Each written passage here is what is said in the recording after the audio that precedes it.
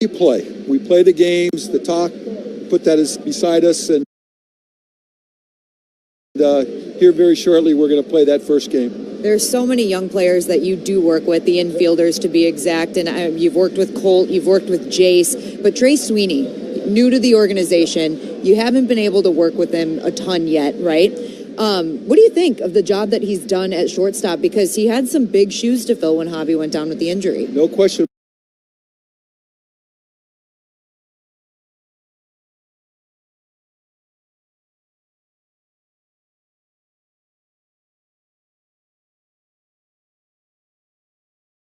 And then I bounce around, and first time I met him was in Detroit, and I give our organization and our scouts and the people that made this trade a lot of credit, because he's a good baseball player and he's fit right in, and we have just so many kind of unsung heroes, young guys that, again, not the household names, but they've contributed. And to me, I've always been a team guy, and I just think we're a part of a World Series team, a championship winning team,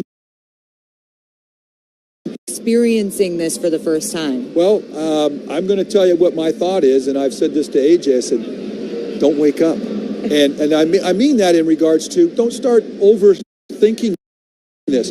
Continue. This is still a baseball game. We all know the magnitude. It's the playoffs, and the rest of baseball, you know, there's only a few teams that are still left. They're home watching. They're jealous. Just play the game like you've been playing over the last few months. That's what it takes. And so, again, why not us? I mean, these guys, again, believe in themselves. They don't care that the odds makers, you know, aren't picking us. Who cares? Right. The bottom line is they're going to go out there, and we do have an ace on the mound. And that pitching is always the number one commodity. We have Tarik Skubal, who's going to win the Cy Young. I think we all know that. But we've got a horse, and when you have a horse like that, you're in pretty good hands. I'm glad you brought up Tarik, because that was going to be my last question for you. You were on teams that had some very quality pitching, high quality pitching, and Tarik Skubal has done just tremendous things this year. What has he done? I guess, how would you describe what he's done, watching from your perspective? Well, I think, you know, it starts with Tarik. About they've grown up right in front of our eyes. Yep. I mean, they've become major leaguers where he believes in themselves. And I think I mentioned that before, but I'll just elaborate a little bit. Well, if you don't believe in yourself, who will? Yes, who will? So that starts with that, and that comes with the confidence. He's dominated. Yes, he has. His numbers say that, but this guy is a competitor as well. And again, I hate to make the comparisons, but I'm going to. We had a horse in Jack Morris. You did. Well, again, we won a World Series because we did have a horse. So this is what we're relying on, Tarik. He knows that. He can handle that, and looking forward to watching him today. Awesome, Tram. We're so happy that you're here and along for the ride as this team enters the postseason for the first time in 10 years. Thanks for chatting with us today. My pleasure, Daniela. Detroit Tigers Baseball, brought to you by Blue Cross Blue Shield of Michigan, committed to providing members access to care they need whenever and wherever they need it. Now, let's pause 10 seconds for station identification on the Detroit Tigers Radio Network.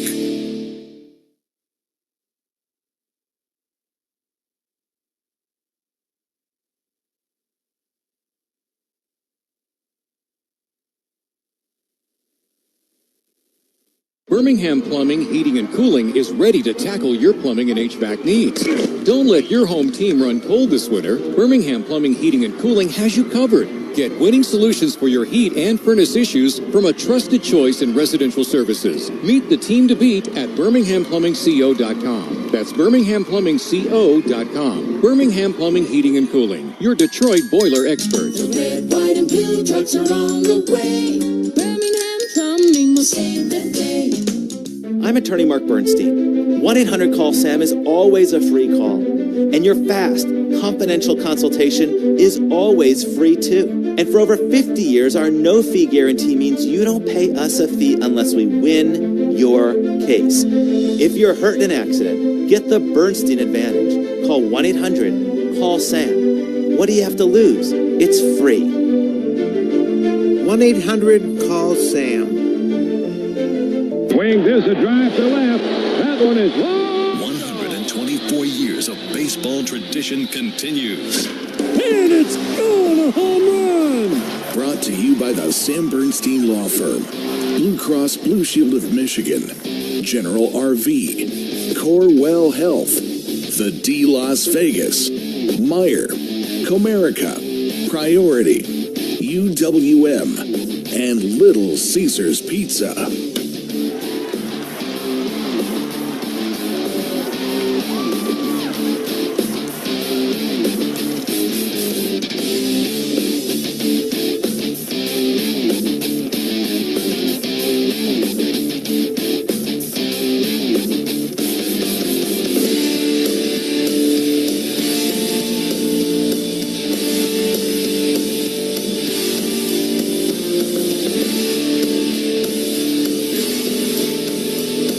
It's time to play ball with the call of the game from the Metro Detroit Buick GMC Dealers broadcast booth. Here are the voices of Tigers baseball, Dan Dickerson and Bobby Scales. Pretty hot and steamy outside. Roof is closed, very pleasant inside. Hello again, everyone. We couldn't be happier to be bringing you postseason baseball. Tigers, of course, Bobby Scales, will start the first time that A.J. Hinch takes them to the postseason in Houston. That's poetic justice, isn't it? All the storylines, all the things that could have happened, you end up right back here for game one. Tigers today will send Tarik Skubal to the mound. This is quite the pitching matchup. Framber Valdez against Tarik Skubal, simply two of the very best pitchers in baseball, will be going head-to-head in game one. Tigers will start a little different look to their lineup against the lefty Framber Valdez. They have not had much success against him, but the Tigers are trying to take 2 out of 3. All 3 games will be here in Houston. And Bobby, this crowd, they have certainly not been jaded by all the years in the postseason for the Astros. This ballpark hasn't even filled up, and it's loud. No, it's really loud, and it's funny you said that because you're looking up in the upper deck. You know, it's a 1:32 start. It is a business week. It's on a Tuesday afternoon. Not a whole bunch of people here, but they were loud during the introductions, weren't they? I was really, really taken by that. And a nice hand for A.J. Hinch as he was introduced. Very warm reception. This city, this organization loved A.J. when they had him, but he's ours now, and we're glad to have him. Lineups have been exchanged at home plate. We're getting ready for Game 1 of the American League Wild Card Series between the Astros and Tigers. Let's take a look at the details of Bobby. Thank you very much, Dan. And what up, though, Detroit? Starting lineups are brought to you by Comerica. Only one bank's been committed to Michigan since 1849. That's Comerica. Starting lineup for your Detroit Tigers, they'll go this way. Leading off and playing third base is Matt Bierling. Doing the DHing this afternoon is Justin Henry Malloy. He'll hit second. Batting third is the left fielder, Riley Greene. In the fourth spot is the second baseman, Andy Ibanez. Winslow Perez will play right field and bat fifth. Spencer Torkelson will be over at first base, batting sixth. In the seventh spot is your center fielder, Parker Meadows. Jake Rogers will handle the catching and bat eighth. And Trey Sweeney will man shortstop and bat ninth. For the homestanding Houston Astros, they'll go this way. Leading off playing second base is Jose Altuve. Cal Tucker will play right field and bat second. Yordan Alvarez will DH and bat third. The third baseman this afternoon is Alex Bregman in the fourth spot. Yanier Diaz will catch and hit fifth. Jeremy Pena will hit in the sixth spot. He'll play shortstop. The first baseman is Victor Carantini. He'll bat seventh. Batting eighth is the left fielder, Mauricio Dumont. And batting ninth is the center fielder, Jake Rogers. Pitching matchup is brought to you by your local Toyota dealers. Visit buyatoyota.com. Toyota Let's Go places. Again, Framber Valdez against Tarik Skubal. Both have had success against the team they are facing today. Keys to the game are brought to you by Sarah Chevrolet. Let's start, Bobby, with the Tigers against Framber Valdez. Man, every time we see this guy, nothing changes. It's kind of irritating. It's a sinker. It's a changeup that gets a ton of ground balls. It's hard to get the ball in the air. But A.J. was talking pregame. That's one of the keys to try to get to this guy. You're not going to score many runs, right? But you have to find a way to create some traffic. Well, you have to create some traffic, and pitchers of this caliber, Tarik Skubal included, you got to get to them early. If you can get to them early, throw them off their game, get some traffic on the bases, you may have a chance of having some success. But the biggest thing with him, with his sight, with as many ground balls as he gets off the sinker and off the changeup, you got to get him up. And if you're a right-handed hitter in the Tigers lineup, you got to get him close to you. Everything he throws, that sinker and that changeup, are going to run quite a bit away from you and sink. So you got to change your sight lines, lift your sight lines up, and get them close to you to account for that sink. Anything he throws to you down or anything he throws that's on that outer third is just going to sink off the plate and run off, and you're going to be flailing at it. And that's when you get all the ground balls to shortstop and third base. Yeah, discipline is going to be a key. It's something the Tigers have preached all year. They're one of the most disciplined teams in terms of not chasing, because this is not, as good as he is, a premium strike thrower. He's going to work the edges all game long. And Bob, the other thing I think about it, the storyline coming in, all the storylines with AJ coming back, but a team on one side that has 13 collective at-bats in the postseason belong to one guy, Matt Beerling. I don't know, it might be a couple thousand if you add up all the ones postseason experience for the Astros, but I love how AJ Hinch, and this is what he's bringing to this series, the way he guides these young men. It's like there's no pressure on us, because we have prepared for this. We've been playing good baseball for a while. Just keep doing that. Absolutely. Free will it, boys. I won't say it's a free hit, but it kind of is a free hit, because 2 months ago, no one expected this team to be anywhere close to this scenario where they're in the playoffs, where they're here. Just keep playing the same way. You've had all this playoff baseball. No reason to stop balling now. 90 degrees outside and bright sunshine. There really is no October weather here in Texas. I think they just kind of go right to something cooler about December. Game time weather brought to you by Clean Express Auto Wash, the official car wash of the Detroit Tigers. Fast, easy, clean, and free vacuums. The roof has been closed for every home game this year. It's a comfortable 72 degrees inside. Our first pitch today will be brought to you by McLaren Health, the official healthcare system of the Detroit Tigers. And our first inning is brought to you by Rocket Mortgage. Buy, sell, finance, and save. Tigers and Houston Astros. It's a best 2 of 3. All 3 games, if we need to play 3, will be here at Minute Maid Park in Houston. The Tigers now get ready to face the 30-year-old native of the Dominican Republic, Framber Valdez. Framber Valdez featuring that heavy sinker. He uses that just under 50% of the time. It's a sinker, curveball, changeup, slider. To the right-handed hitters that he's going to face, he doesn't face many left-handers at all. Only 2 in the lineup today. But the right-handed hitters, he likes the 2-seam fastball, the changeup, and the curveball. With 2 strikes, look for that curveball down and in, or he'll throw it on the back door away from right-handed hitters. He'll run the 2-seamer inside as well and run it back over that comeback 2-seamer, that front door 2-seam sinking fastball, and also that changeup's devastating weapon as well. I mean, let's talk about what the keys are when it gets to the postseason. A.J. Hinch said we've been playing postseason-style baseball. He said that a lot the last 2 months, but yeah, this is the postseason. Oh, it's different. And he said it's the urgency that is created with every pitch meaning so much. It seems like the Tigers, you've got to believe that the whole league looks at this as heavy underdogs, but the skills they bring in terms of how they run the bases, play defense, and pitch are skills that play in the postseason. That's what wins you and loses you ball games at this time of year. Matt Beerling, he's the guy with postseason experience. Yeah, those 13 at-bats aren't exactly spread out amongst that Tiger roster, are they? He will lead off for the Tigers. Malloy and Greene to follow. Many looking at Malloy in the 2 spot and saying, okay, interesting. A.J. Hinch trying to get those righties at the top. Framber Valdez into his motion. The first pitch is a fastball strike. And we are underway here at Minute Maid Park in Houston. So glad to have you along. So glad to be back in the postseason with the Detroit Tigers. 2 out of 3 against the Houston Astros. Astros ground ball softly to first. We'll see a lot of that today. Caratini will field and make the play unassisted. 1 up and 1 down in the first inning. What is the key, Bobby, to trying to get underneath a sinker to try to get it into the air? Well, it's more about where it starts. If you can find a way early in the count to cut off the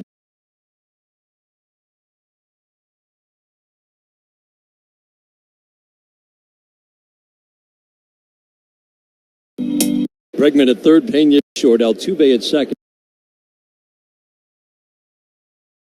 Backup catch at first. Malloy takes a pitch high. The damage that is done on Framber Valdez, and again, lefties, righties. Lefties have a little bit of an edge. Always remember, It's limited at bats, and it's the very best lefties in the league that he sees. Opponents have hit 220 with really no power against Valdez. 2-0 away. That's a good take. That's exactly what you were talking about, Bobby. You have to have discipline at bats because this is how he pitches. That changeup right there started on the outer third and faded away off the plate. Jahan took it. 3-0. Down and in, and he draws a walk. You want to create some traffic on the base paths against Framber Valdez because you're generally not going to score with extra base hits. The one thing to watch for, attack early in at-bats. He has given up 8 home runs in 96 at-bats when the first pitch is put in play. And opponents have hit over 400. Fastball sinks low. Tony Randazzo is our home plate umpire today. Jordan Baker at first. Will Little at second. Alfonso Marquez at third. Remember, it's a 6-man umpiring crew in the postseason. 1-0. Strike on the inside corner. 1 ball, 1 strike. 1 on, 1 out. We're in the first, just underway and scoreless. Jeremy Rehak is working the left field line, and Junior Valentine is working the right field line. Astros in their home white uniforms. The block lettering Astros in dark blue outlined in orange. Riley Greene swings and misses. That's a changeup. For years, for a long time, didn't throw left-on-left changeups. No, that was... But this one? Yep. is a good one. But that's changed. Very much so. Very much so. The 1-2. Ground ball softly fouled down the first base line. What kind of a pitcher is Framber Valdez? We told you he's a ground ball pitcher. Well, that means he's extreme. 6 out of every 10 balls put in play is on the ground. He gets a ridiculous number of double plays turned behind him. The 1-2, soft little tap. 32 double plays in 28 starts. I'm not sure I've seen a number that's high. That's really high.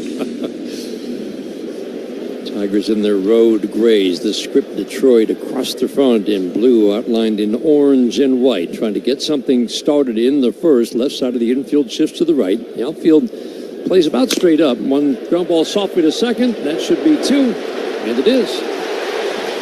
Altuve to Pena to Caratini. 4-6-3 on the double play. Tigers get a walk and no more. We go to the bottom of the first inning. Tigers and Astros, first game of the wild card. Scoreless, this is the home of Detroit Tigers baseball, presented by Meyer. When you travel, they always say, get a room with a view. And there's no better way to travel than in a roomy new Toyota. Like the best-selling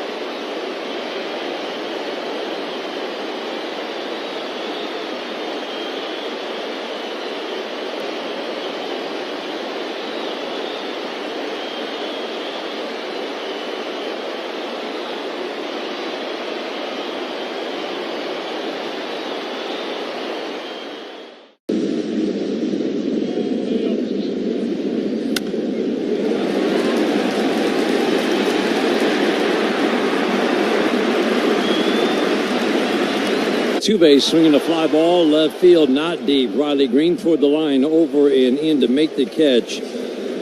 That's the guy that you really do worry about. You worry about the lefties, too, because they hit lefties. But to get Jose Altuve out, always is a good start. Those Crawford box seats above the wall in left field. It's an 18 or 19-foot wall. That's been the home to a lot of home runs for Jose Altuve through the years. He's ate pretty well off hitting balls into the boxes. Kyle Tucker at the plate. First pitch. Fastball 97 paints the black down and away. Strike one. Tarik Skubal wins the pitching triple crown in the American League. First to do it since a guy named Justin Verlander did it 13 years ago. Strike one, soft ground ball to first. Torkelson will play the knee-high bounce over to the bag. Tagger with his left foot. 2 up, 2 down on 3 pitches for Tarik Skubal. He's faced the Astros 4 times in his career.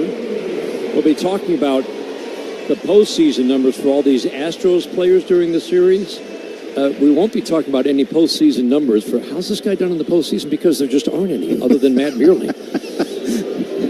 But again, this Tigers team is ready for this. Yordan Alvarez takes first pitch, fastball in at the hands, a called strike one. I've never seen a better hitter against lefties than this, a better lefty hitter against lefties than this guy. Tarik Skubal gets a ground ball to second, big hop for Ibanez. He'll flip it over to Torkelson, and that's a 5-pitch first inning for Tarik Skubal. That's how you start. We go to the second inning, no score in Houston on the Detroit Tigers Radio Network.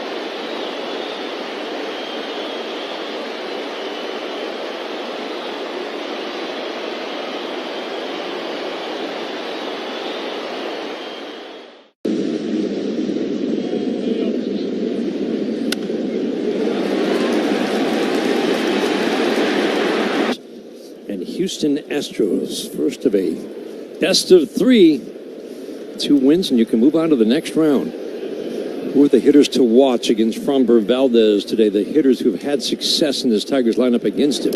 It's not many at-bats. And Ibanez takes a pitch up and away, but Ibanez is one of them.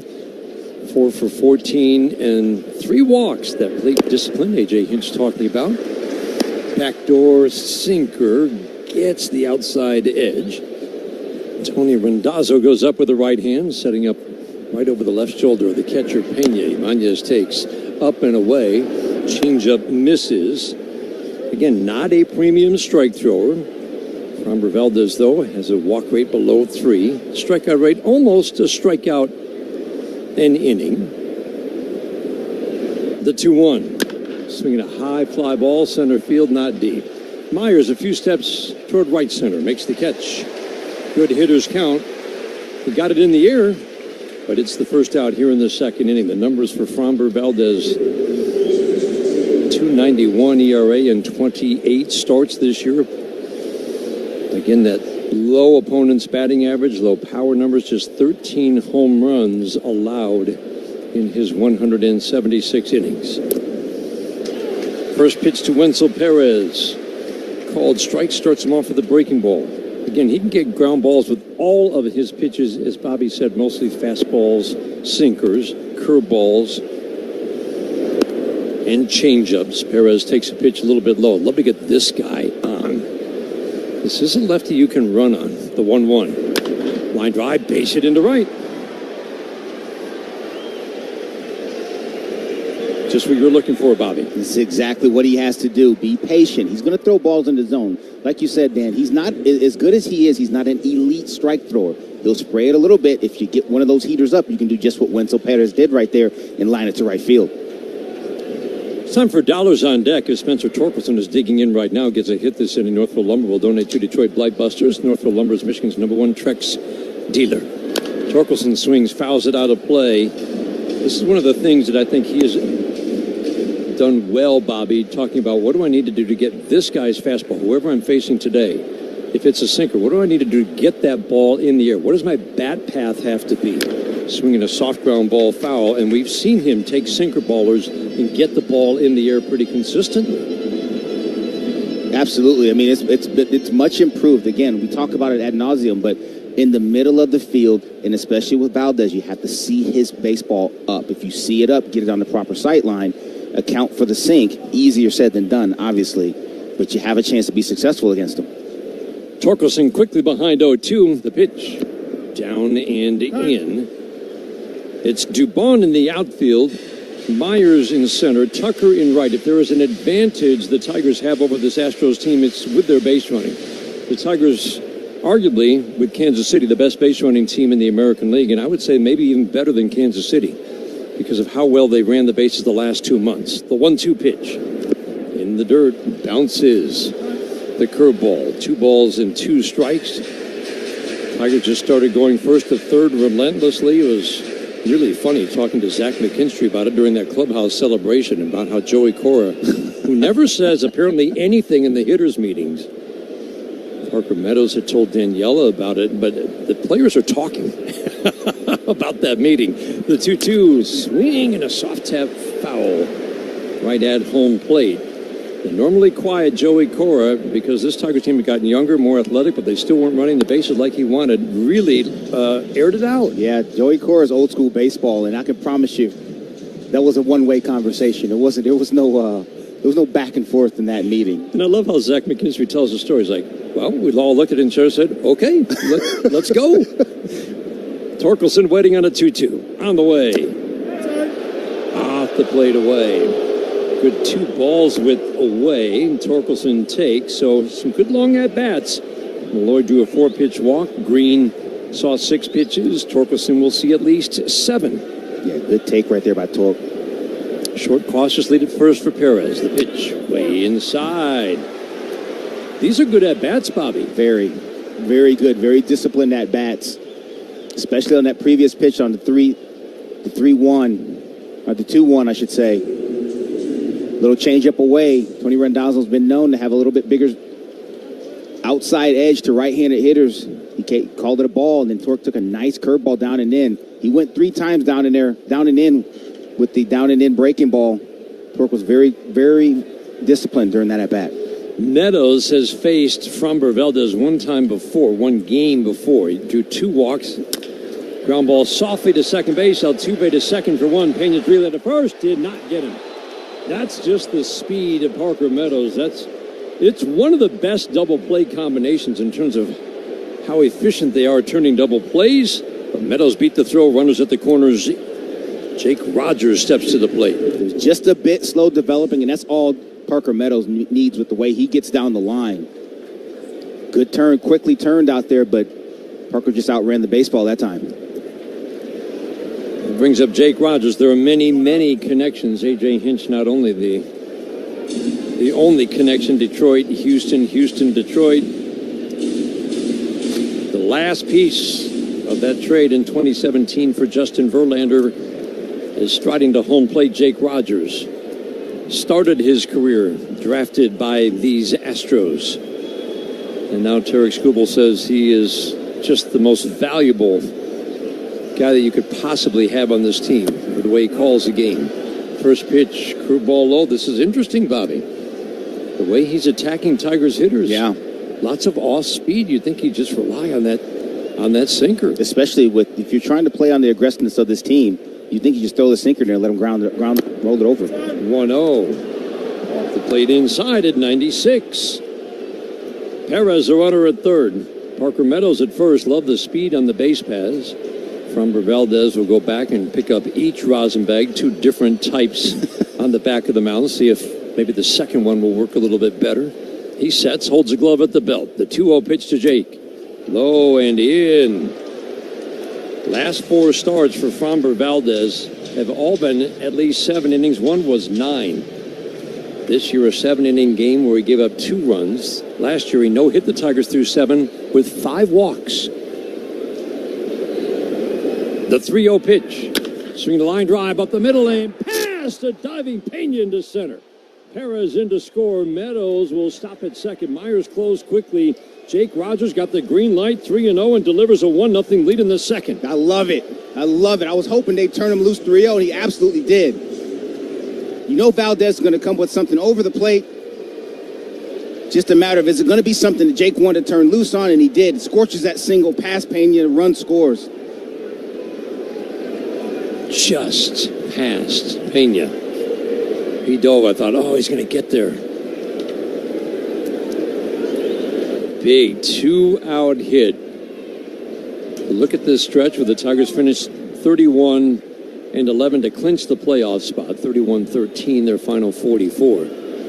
It seemed like every day somebody else was delivering. Sweeney takes first pitch. A little bit lower with the fastball. Crowd's groaning, but this is not a tight strike zone for Tony Randazzo. No, those balls are clearly not in the zone and correctly called. Bregman's in tight at third. Pena short shades up the middle, trying to shorten that lead of Meadows. The 1-0 pitch, swinging a line drive, base hit into center. Meadows going to be waved around third. Myers up with the ball. Throw to the plate is not in time. Over to third base goes Jake Rogers. 2-out singles from Rogers and Sweeney, and the Tigers have a 2-0 lead in the second. Another sinker up. And Trey Sweeney doesn't miss it. Doesn't try to do too much with it. Hits it hard in the center field. That's what you got to do, boys. Look for that thing up. The one down you don't want. They've got 2 of them so far. Good swings. And that prompts an early visit. And listen to the Tiger fans who are here. Let's go Tigers chant down by that Tigers dugout. Josh Miller, the pitching coach, out. Daniela, you had a chance to talk with Jake Rogers about coming back here after starting his career here. I did, and it's been an emotional week for everybody, right? But Jake Rogers talked about it, and AJ has talked about this too, how the baseball gods are going to lead you to moments like this, to things like this. And Jake was actually asked today just about is he familiar with any of the guys still in the organization? And he talked specifically about Framber Valdez. He was asked if he expected Framber to be as good as he is, and he said, "Oh yeah, I caught him in low A and high A, and I knew when you see stuff like that and it's hard to catch, it's going to be hard to hit." Matt Vierling takes curveball away. Bobby, this is what happens when you hit the fastball. Absolutely. Now he has to go to other things. He's had to change his approach, and you've seen a lot more off speed to start hitters. 2-0 Tigers, the 1-0 to Vierling. Away. Curveball again. Crowd getting restless. This isn't what they were expecting. They haven't seen this Tiger team either. Get used to it. Vierling waiting on the 2-0 on the way. Fastball at the belt for a called strike. Astros took the season series 4-2, but that was in April and May. It's like, well, this isn't even remotely close to the same team they faced earlier in the year. Vierling with a chance to add to the lead. 2-1 pitch, swinging a long foul fly. Fastball away. Vierling can extend in at bat. Fouling off 2 strike fastballs with the best of them. Sweeney wanted to run on that last pitch. See if he's off with this one. Rogers coming down the line at third. 2-0 Tigers in the second. Beerling waiting. The 2-2. Swing a shot up the middle into center field. A base hit. Jake Rogers will score. 3-2 out. RBI hits. Beerling delivers. 3-0 Tigers in the second. Again, the common theme, up. That was a changeup that was up in the middle of the zone. You're seeing a masterclass in guys not trying to do too much with the baseball. Scorch and single up the middle. These balls are hit hard, too. There's nothing cheap about any of these base hits either. Justin Henry Malloy takes first pitch. Curveball strike. I mean, Bobby, you laid out the game plan. And they're following it to a T. Disciplined. Doing a really nice job executing right now. The strike one to Malloy. Swing in a soft tap foul. Started with a Wenzel Perez single off the sinker. Torkelson drew a walk to put 2 on with 1 out. Meadows bounced into a force, but that was a big moment because he beat the relay from Pena to avoid the double play to extend the inning. The 0-2, half cut. That was the curveball in the dirt. Justin Henry Malloy strikes out. Tigers send 8 men to the plate. 2-out RBI hits from Rogers, Sweeney, and Beerling. Head to the bottom of the second inning. Tigers have a 3-0 lead. This is the home of Detroit Tigers baseball, presented by Meyer. Your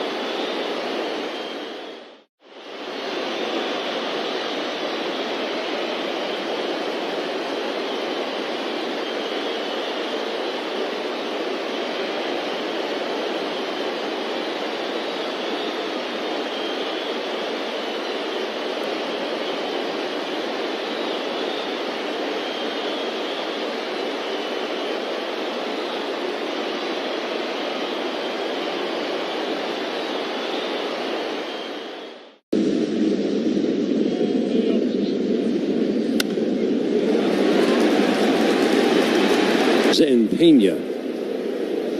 First pitch to Alex Bregman. Fine third baseman. Fastball middle for a called strike 1. Skubal works over on the third base side of the rubber. Quick step back. Drops the hands into his motion. Fastball up. Swing and a miss. All of his pitches are pluses. Even the curveball that he doesn't even throw has been a plus pitch for him. But Bobby, everything is set up by the electric fastball. The 0-2, ground ball to first. Nice big hop. Knee-high bounce for Torkelson. He'll field it off to the glove side, over the bag, tag it with his right foot. 1 up and 1 down. 3 ground balls early. Let's pause for station identification on the Detroit Tigers radio network.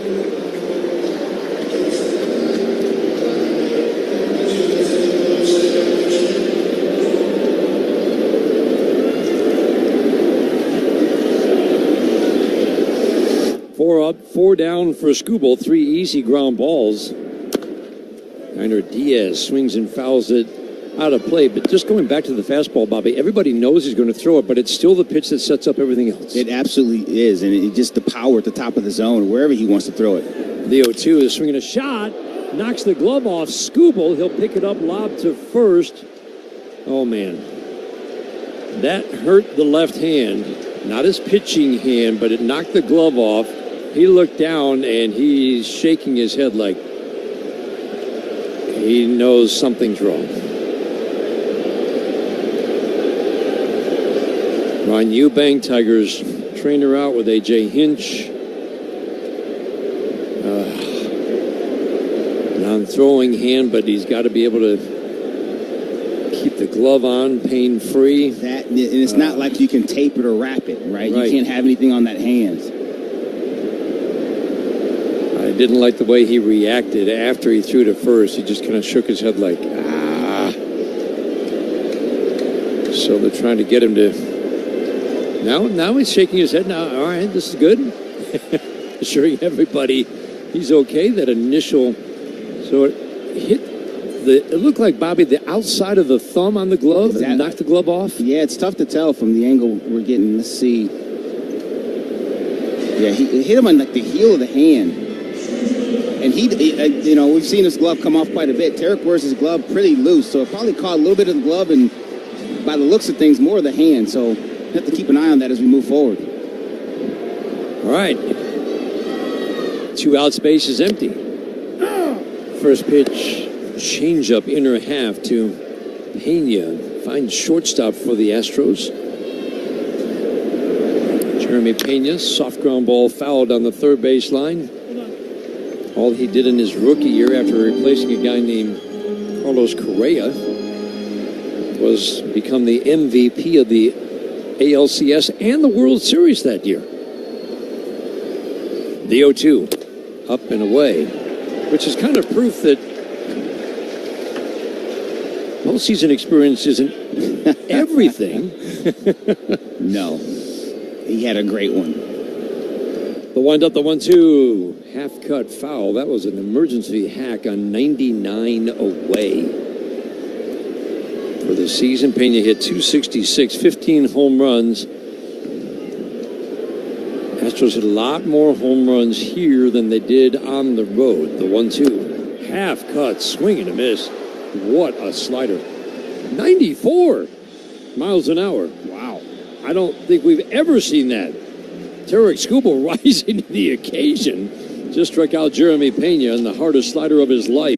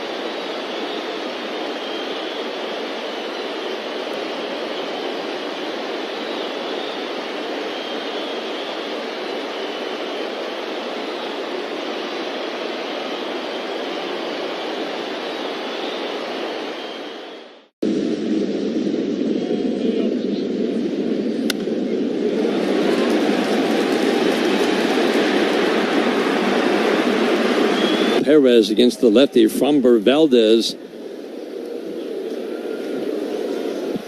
3 runs, all with 2 outs last inning. Greene swings at the curveball and taps it foul down the first base line.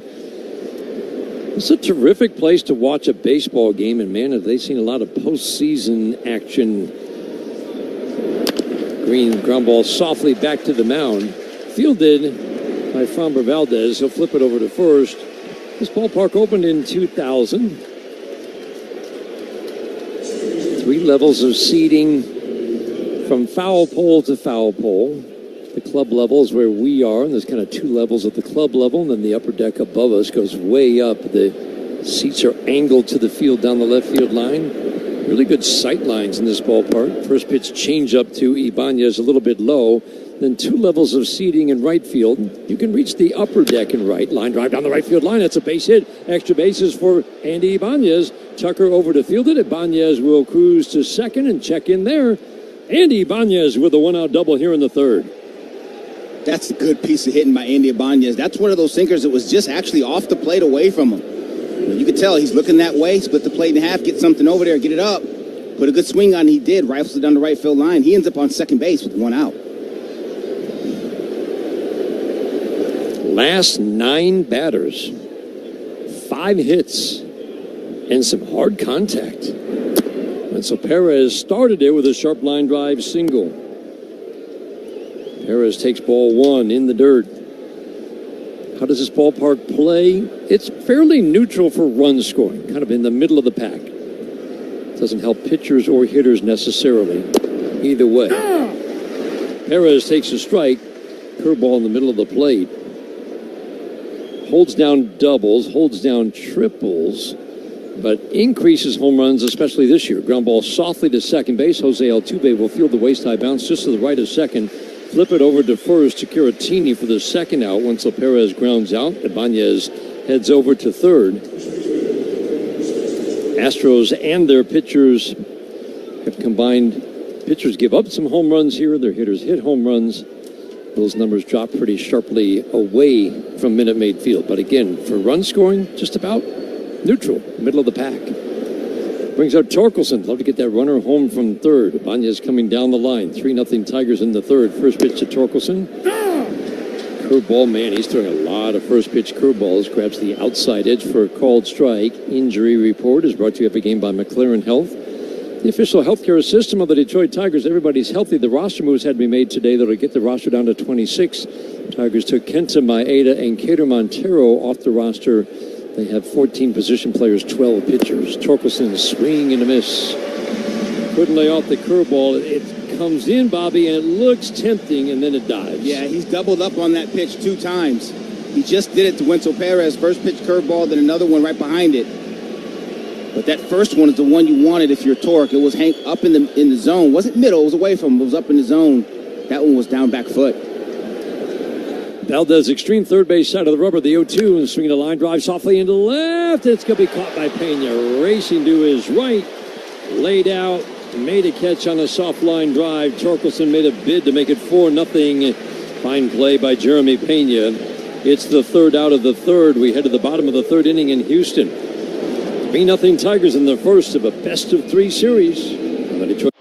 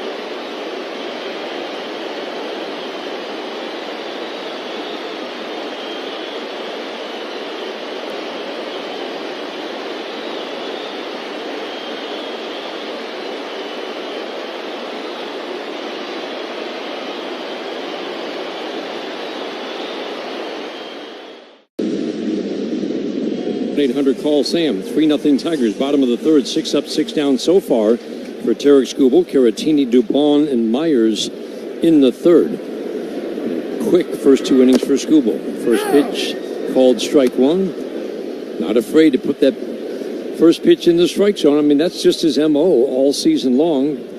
First pitch strikes have hovered around 70% all year. That is so far above league average. It's one of his big improvements. And Bobby, AJ said that's one of the things that really he goes back to. What has made Tarik Skubal this incredibly good, top elite pitcher the last 2 years? Line drive to left.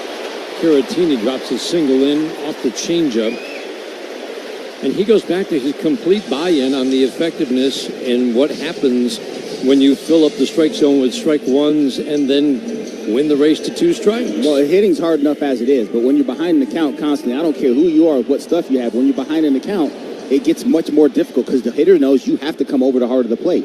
If you can pound the zone and pitch and throw quality strikes on strike one, now you go on the offense and you have the advantage. Mauricio Dubon at the plate. First pitch fastball a little bit low, ball one.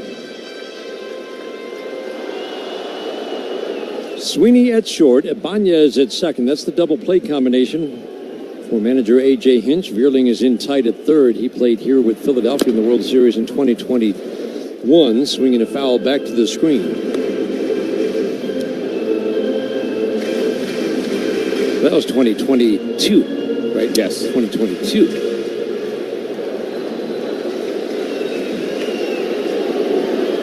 Ran into his dad today in the lobby. He said, yeah, not great memories here. The 1-1. Ground ball fouled on the first baseline. He said, Matt, last thing I remember is Matt was in right field when Alvarez hit a moonshot to right field and he watched it go over his head. He said, I told him, hey, at least every shot of that home run will have you in it. There's a dad, right? That is. That's one way to look at it. You're in the mix, son. Dubon, right-handed batter, waiting. The 1-2 is swinging a soft ground ball to short. Sweeney scoops it up. Down to Ibanez, one. Relay to first. Not in time. Not quite. Boy, that's a ball. Looked like it would get turned. Simple force of Caratini at second. Dubon's at first with 1 out. Yeah, it looked like it was just a ground ball that was hugging the ground. Didn't have any different hops in it. Would have liked to see Trey Sweeney maybe take a couple steps forward. Wasn't hit all that hard. Wasn't necessarily a double play ball, but maybe if he takes a couple steps forward and gets that ball to Andy a little quicker, he can turn it. But you did get the lead runner there. Brings up Jake Myers. Fastball for a strike. That was a changeup for strike one. So again, it's the usual suspects that worry you the most in this lineup. Altuve, Tucker, Alvarez, Bregman. Diaz has hit almost, well, he hit 299 this year. Pitch way away, changeup misses, and then a little more pitchable down, but this is an Astros team, doesn't draw many walks, they're very aggressive, they will chase out of the strike zone, but they make contact when they do, and they are the toughest team to strike out in the American League. The 1-1. Up and away. Missing a little bit now with his command, 2-1. First time an Astros hitter has seen a 2-ball count. Myers hitting 219. He's got some pop. Vierling even with the bag at third. Middle of the infield, double play depth. 2-1. Check swing. Did he go? Yes, he did. Jordan Baker on the appeal at first.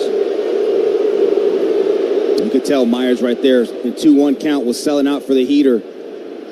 Took a funny check swing at it when that changeup came out of Scoob's hand. Got the call down at first base, even the count. He calls time, steps out, digs back in. Taps the outside part of home plate, the inside part. Upright, relaxed stance, extends the hands away from the right shoulder as he cocks the bat up and over it. The 2-2 is swing and a miss. Stayed with the changeup. Daniela, you had a chance to talk with Tarik Skubal at the end of the homestand about the honor of starting this game one. Yeah, he said, you grow up dreaming about this day. He says, as long as I can remember, I've wanted to play in the playoffs. I've wanted to play in a World Series. And he said, it will be emotional. It's supposed to, and that just means you care. Remember, this is all the day that he officially clinched the Triple Crown, too. So we also asked him about that. Altuve ground ball foul outside the bag at third. 3-0 Tigers. We're in the third. A man on 2 outs for the Astros. He did recognize what an honor that is, how cool that is, but he looked at me and said, can you ask me again in a few weeks or when this season comes to an end, and I'll have a much better answer for you. So he's dialed. He's focused on this potential playoff run for the Tigers.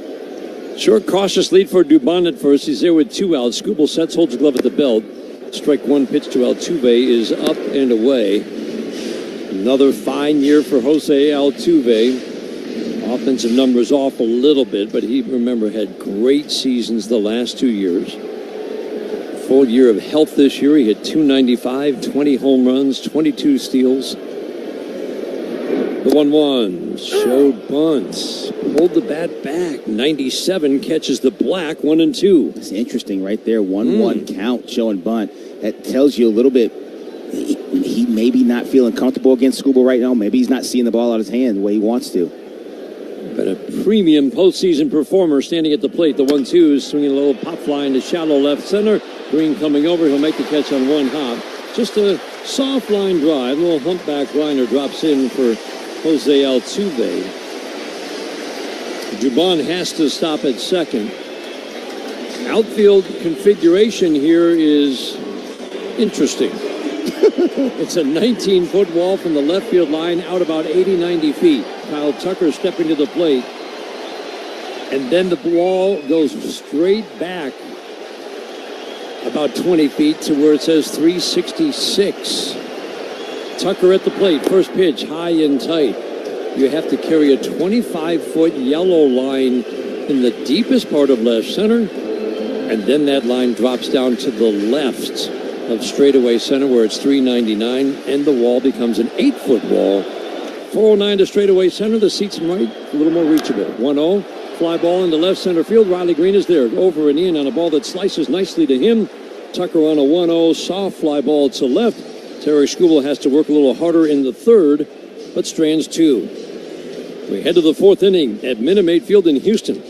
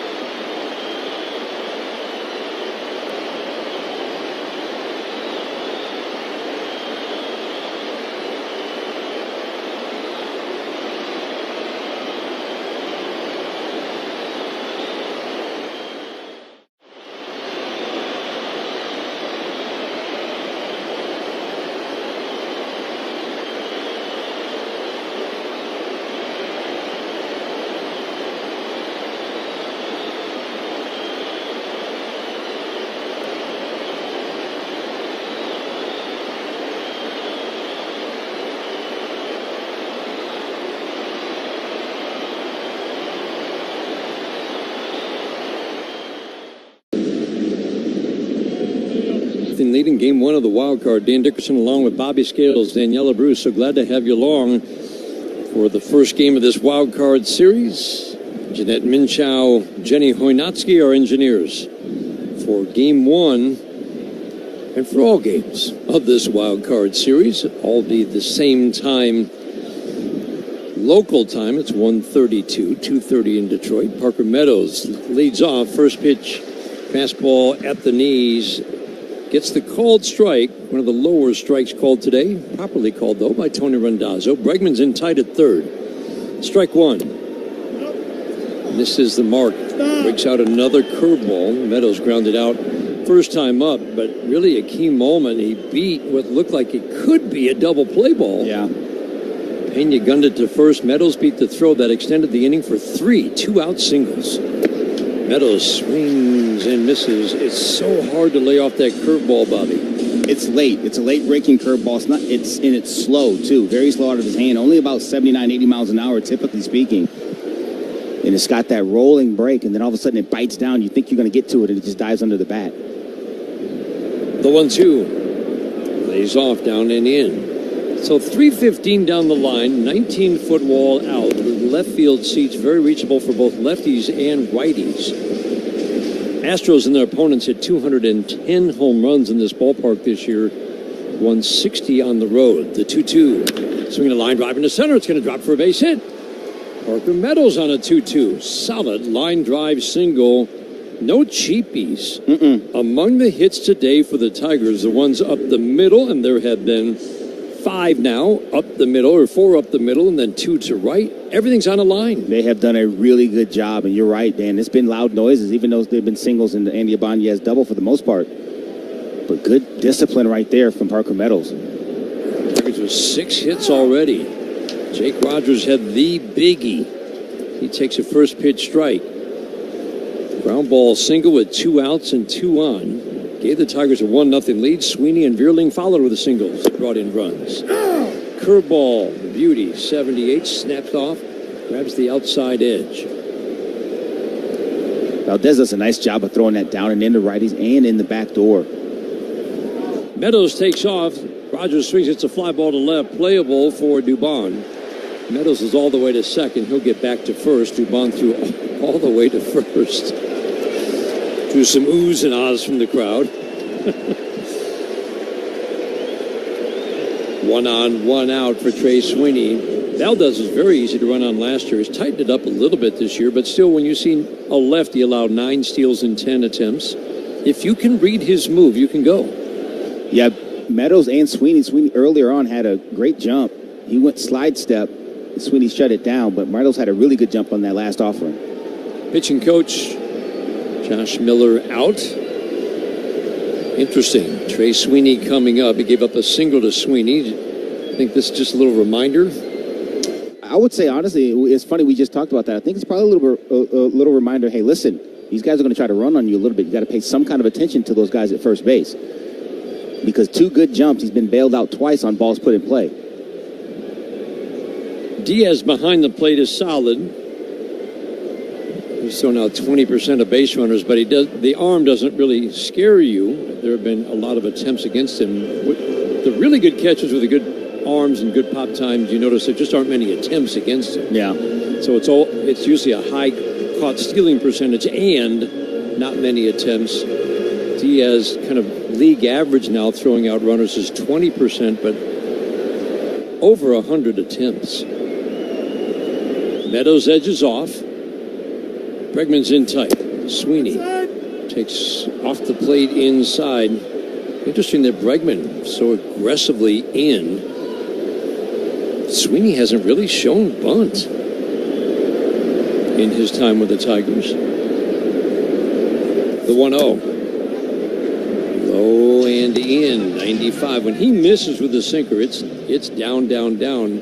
Those are the pitches that he gets other hitters to chase. It's the pitch that you said they had to make sure he got up. And when it's been up, they've hit it hard. That's right. The 2-0 to Sweeney. Called strike. Change up at 90, right at the bottom rail. Dan, I got to be honest, I'm baffled as to why they have Bregman so aggressivly. Yeah, he's inside the baseline. And again, they've done a ton of research. Trey Sweeney hasn't shown really any bunt in Tiger uniform. The 2-1. Swing and a miss.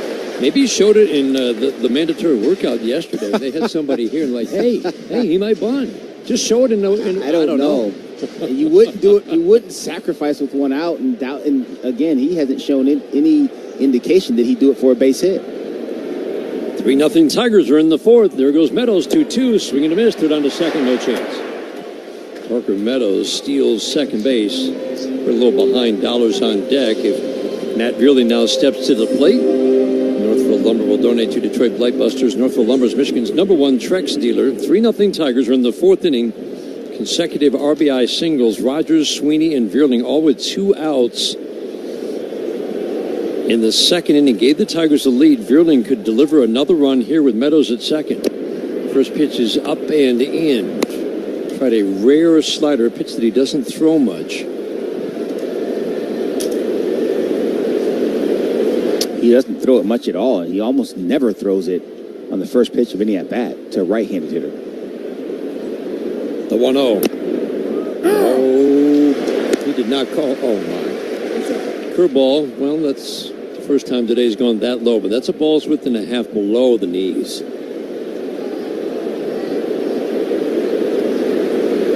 Meadows takes his lead off second. Altuve's up the middle, but not really shortening his lead a whole lot. The 1-1. Low and in, the good hitters count for Veerling. This begins the third trip through the lineup for Framber Valdez. Generally, he's pretty tough, inning by inning. Gets a little more hittable, though, this third trip through. The 2-1. A little bit low, check swing, didn't go. Jordan Baker on the appeal, 3-1. Malloy waiting on deck. Yeah, good take by Matt Veerling right there. You could tell he was on go with that swing. 2-1. Good hitters count. Valdez flipped the breaking ball in there just below the zone, checked the swing. Now he's definitely in his driver's seat. Get this heater up right here, Matt. Valdez checks Meadows, 3-1. Fastball, that was a changeup. I'm not buying a changeup at 94, Bob. No, that's a little mistag. That's a mistag by our Hawkeye friends there. Fastball's 95. Pretty sure changeup's not 94. Veerling asks and gets time, steps out, 3 balls, 2 strikes, man at second. 2 outs in the fourth, and the Tigers leading 3-0. Need to win 2 in Houston to move on to the division series. The 3-2 pitch. Swinging a ground ball chopped up the middle. Pena will charge field, a knee-high bounce by second. Flip it over to Caratini at first. Veerling grounds out. Tigers get a runner into scoring position, but do not score. We're head to the bottom of the fourth inning in Houston. 3-0 Tigers. This is the home of Detroit Tigers baseball.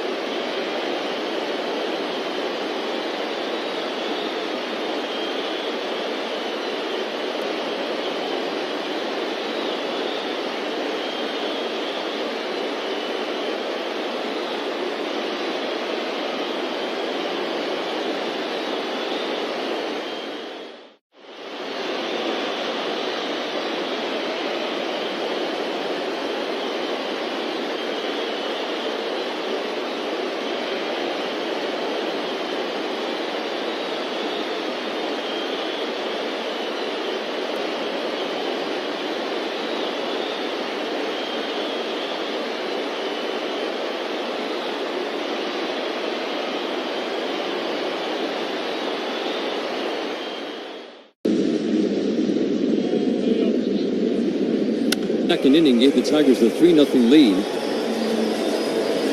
Stranded a runner in scoring position each of their last 2. They have pushed that pitch count up for Framber Valdez to 70 through 4. That is a high pitch count. Yordan Alvarez, first pitch.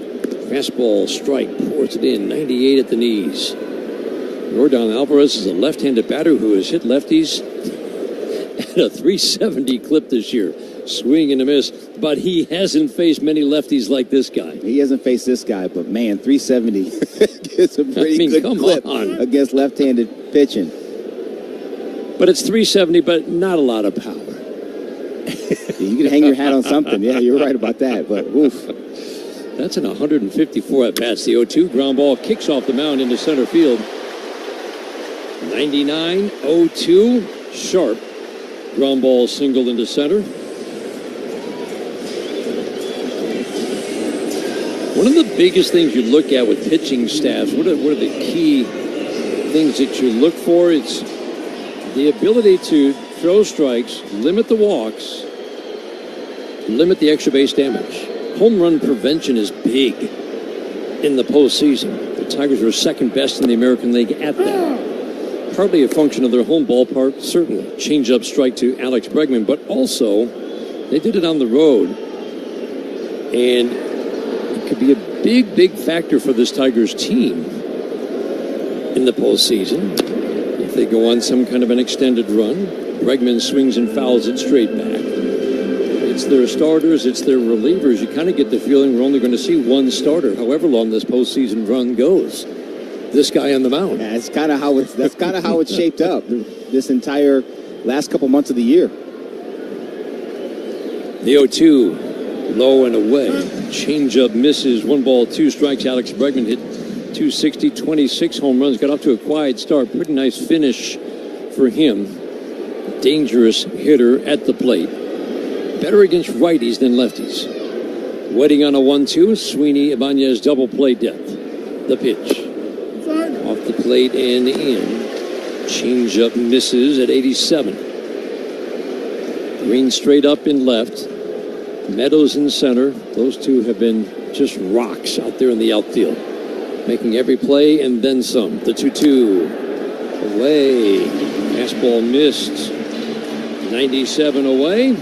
Crowd getting into it. Big pitch for Tarik Skubal, working with a 3-0 lead. Man on, nobody out in the 4th, heart of the order. 3-2, swing and a soft tap foul. He is willing to throw that changeup in any count. Bregman clearly ready for the fastball. And supreme confidence in it, because that was not his best one. That was in the middle of the plate. But because of how much velocity he's able to pull off that pitch, that was 85. Normal fastball is 97, 98. Got Bregman out in front. 3-2, swinging line drive deep, hooking foul. Whoa, woo-wee. That was a missile down the line, right by the 315 marker. And then hooked safely for the Tigers into the seats. It's just a long foul. Just a strike, Dan. We'll do it again. Got to make a better pitch next time. Bregman waiting. This will be the 8th pitch of the at-bat. On the way. Swing and a foul. Whoa, he challenged him with a fastball in a perfect spot. And that's what Alex Bregman can do. Bregman, for the last 3 years, has walked more than he has struck out. This year, the walks dropped, and he actually struck out twice as often as he walked. But he'll be swinging if this pitch is close.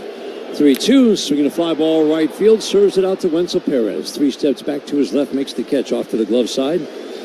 Long battle, big out, given the way Bregman swings the bat, especially here at home. 1 on, 1 out for Yainer Diaz. Best executed fastball of that at-bat right there, that last one. 97 miles, 98 miles an hour on the outer edge. Bregman put a charge into it, but because of where it was located, didn't get quite all of it. 3 runs, 6 hits for the Tigers, no runs, 3 hits for the Astros. Diaz, soft ground ball to the mound, but that went off his leg or foot. It's just strike 1. He hit that bullet up the middle, off the hand of Skubal first time up, kind of the heel of the glove hand. It's what, second time in as many starts, right? Yeah. Jeez. His initial reaction was, not good. And then you realize he just needs to feel his hand again. That's all. And he did. And he's still on the mound. The strike 1, swing and a miss. That was tardy on 98. Yes, it was. Just powered that You would think pitch right back past to him. it, Yeah, Bobby. go up top. Go up top with him. You can go 2 or 4 seam, but make it at the top of the zone. He sets the 0-2. Swing and a little soft tap foul. Jake Rogers has caught every one of Tarik Skubal's now 32 starts. Good quote from him the other day in a story by Jason Beck. He just brings out the best in me.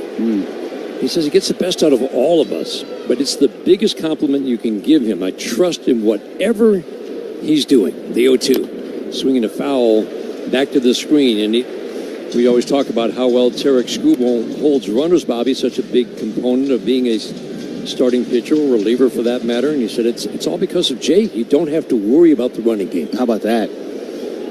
That's a pretty big compliment. Pitchers have to be a part of it, but he feels just utter and complete confidence of that guy behind the plate. The 0-2. Fastball up. Snap throw to first. Jake didn't like the way the Alvarez was wandering a little bit too far away from the bag. Crowd doesn't like it. Hey, don't make our guy work to get back to the bag. Well, he's going to wander off a little bit like that, especially on that bad knee. Go ahead and test him. Diaz, the right-handed batter. The outfield plays him to go the opposite way. The 1-2 just missed. 99 in the 5th pitch of the at-bat. Pitch counts brought to you every game by the Miller Law Firm, lawyers who support the community. Skubal's pitch count at 33 through 3. Soft little tap foul. Diaz is a guy who can irritate you, extend in at bat by fouling off tough 2-strike pitches. He's just climbed over 50 pitches now with a couple of long at bats back to back, with 1 out here in the 4th. Sweeney Ibanez, double play depth. Skubal sets, holds it a beat, the 2-2. A little bit low. Yainer Diaz, pitch number 7 is ball 3. This is a guy who will not walk. Makes contact, hitting 299 with some power. If this pitch is close, he'll be swinging. 3-2. It was not close. And he took the changeup. That was a backdoor slider attempt. And drew a rare walk. Chris Fetter's going to head out to the mound. That's a surprise, given that he beat him with a fastball, Bobby, earlier in the at-bat. And they didn't go back to it very often, at least not in that same spot. You would have thought he would have thrown a heater up there. I would like the 4-seamer up in that zone right after he fouled the one back to the screen where he was absolutely beat. But they chose to go other ways, and obviously it's worked out pretty good for Skubal all year long. So I think they know what they're doing. But it's like, he should have attacked him with the fastball. And I felt the exact same thing. Yeah. And then you realize, okay, I think Jake knows. They're good. They got it. He knows what he's got to do. That brings up Jeremy Pena. Crowd coming to life. Pena with 15 home runs this year. Much better against lefties. His power is mostly against lefties. Another guy who will not walk, especially with the lefty on the mound. Double play candidate. First pitch. A little bit low after the visit from Chris Fetter. Fastball misses low. Long 4th inning for Skubal. 3-0 Tigers in the 4th. Alvarez, a very station-to-station base runner. Takes his leadoff second. Change-up strike at the knees on the inside corner. And he apparently has a brace on. You could see him as he was taking his lead, kind of readjusting the brace on his sprained right knee that kept him out the last 10 days. The 1-1. Swing and a foul. Man, I love that. 98 up and in.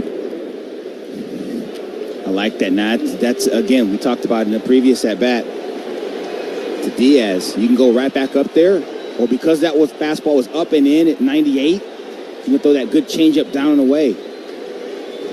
Pena asked for time, so Skubal will step off the rubber, pick up the rosin bag, dab the arm. Try to get a better grip with that left hand. Now we're ready. The 1-2. Swing and a miss. Got him with a beauty of a changeup down.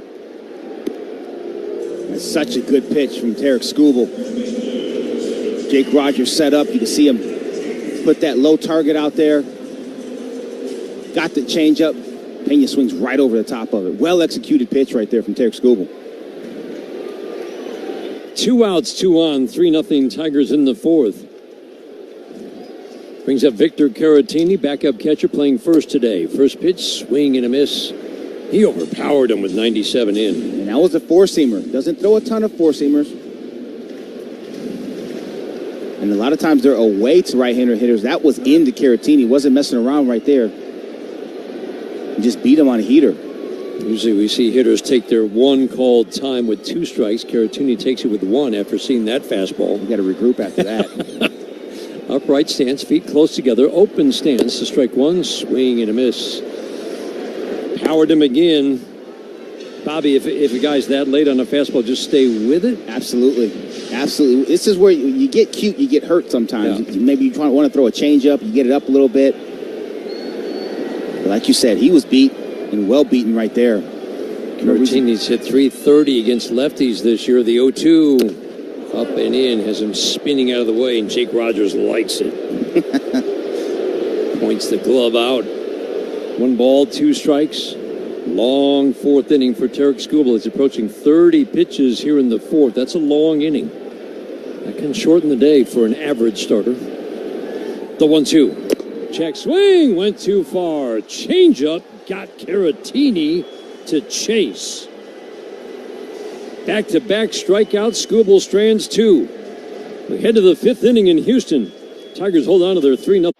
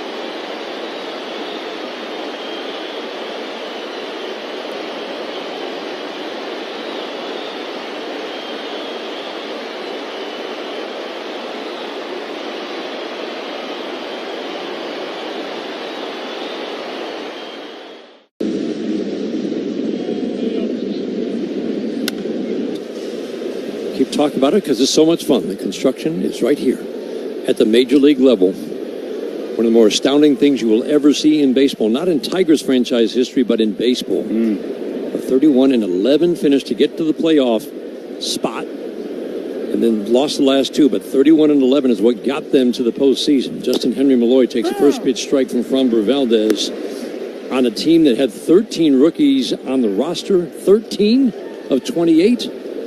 10 made their major league debuts this year. The strike 1. Swing a line drive, base hit into right. How about that? Last time up, Framber Valdez fed him a steady diet of curveballs. Bobby, he leans out and takes a curveball away and drills it into right field. Well, that one was something he could do something with. That one was away from him and up a little bit. He swung at those curveballs that were down and in the previous at-bat. But that's a sign of why Justin Henry Malloy is on this roster. He's right-handed. He matches up well, and his ability to make adjustments in game is superior. Walking a single for him today, hitting that 2 spot. Riley Greene takes the pitch a little bit low. The guy at the center of all this, leading this really most unexpected charge to the postseason, A.J. Hinch, has a little bit of experience in the postseason. He's managed 50 games in the postseason coming into this one. The 1-0, swinging a foul. And Daniela, you talked with Riley Greene about it. He talked about the role that A.J. Hinch has played in molding this group together. Well, I think the first sign of that is AJ had mentioned over the weekend that he's going to try to get this team to believe that they have been playing a playoff brand of baseball for the last month or so. Snap throw to first, back with a head first slide. The throw was high and wide. Malloy back easy. And each player that has addressed the media leading up to this game has talked about that, how they have been playing playoff baseball, so the lack of experience doesn't worry them. 1-1. Slider misses on the front door. Riley jackknives out of the way. 2 balls, 1 strike. And I think that's because of this. And this is what Riley Greene said talking about A.J. Hinch. Since day one, he's believed in us. We go out there every day knowing that he's going to put our team in the best situation to win. Pitch down and in. Greene checked his swing and a changeup. Well, that's another fastball mislabeled as a changeup at 94, 3-1. He said it makes you so much more confident as an individual player knowing your manager is not going to put you in a position that you cannot succeed in. And he said that he's been there, he's done this, he's managed in these games, and having him as a leader really helps this team heading into this series. Hector Neris is up and throwing in the Astros bullpen, swinging a foul. And Bobby, the whole idea is to just take any pressure that they might be feeling away by just making them believe, as Daniela said, that they belong here, that they've been playing this kind of baseball, but you're prepared for this. That's the key part. You know, it's one thing when you're trying to sell that and you're not prepared for it. These guys are prepared for it because they've been doing it for the past 2 months. Greene waiting on a 3-2 on the way. Swing and a miss. He threw him a slider in the middle of the plate, but with conviction. It was a pretty sharp break, almost like a cutter up at the belt. Greene strikes out, 1 on, 1 out, 5th inning, and that is going to be the end of the day. Manager Joe Espada is out, and after 4 1/3, Framber Valdez had worked 9, 7, 7, and 7 innings his last 4 starts against the Tigers. Tigers get him out after 4 1/3 today. And while the Astros go to their bullpen in the 5th inning, Tigers leading 3-0. We'll pause for these words on the Detroit Tigers Radio Network. It's time to think Ford first. Right now, check out the 2024 Ford Escape at your South.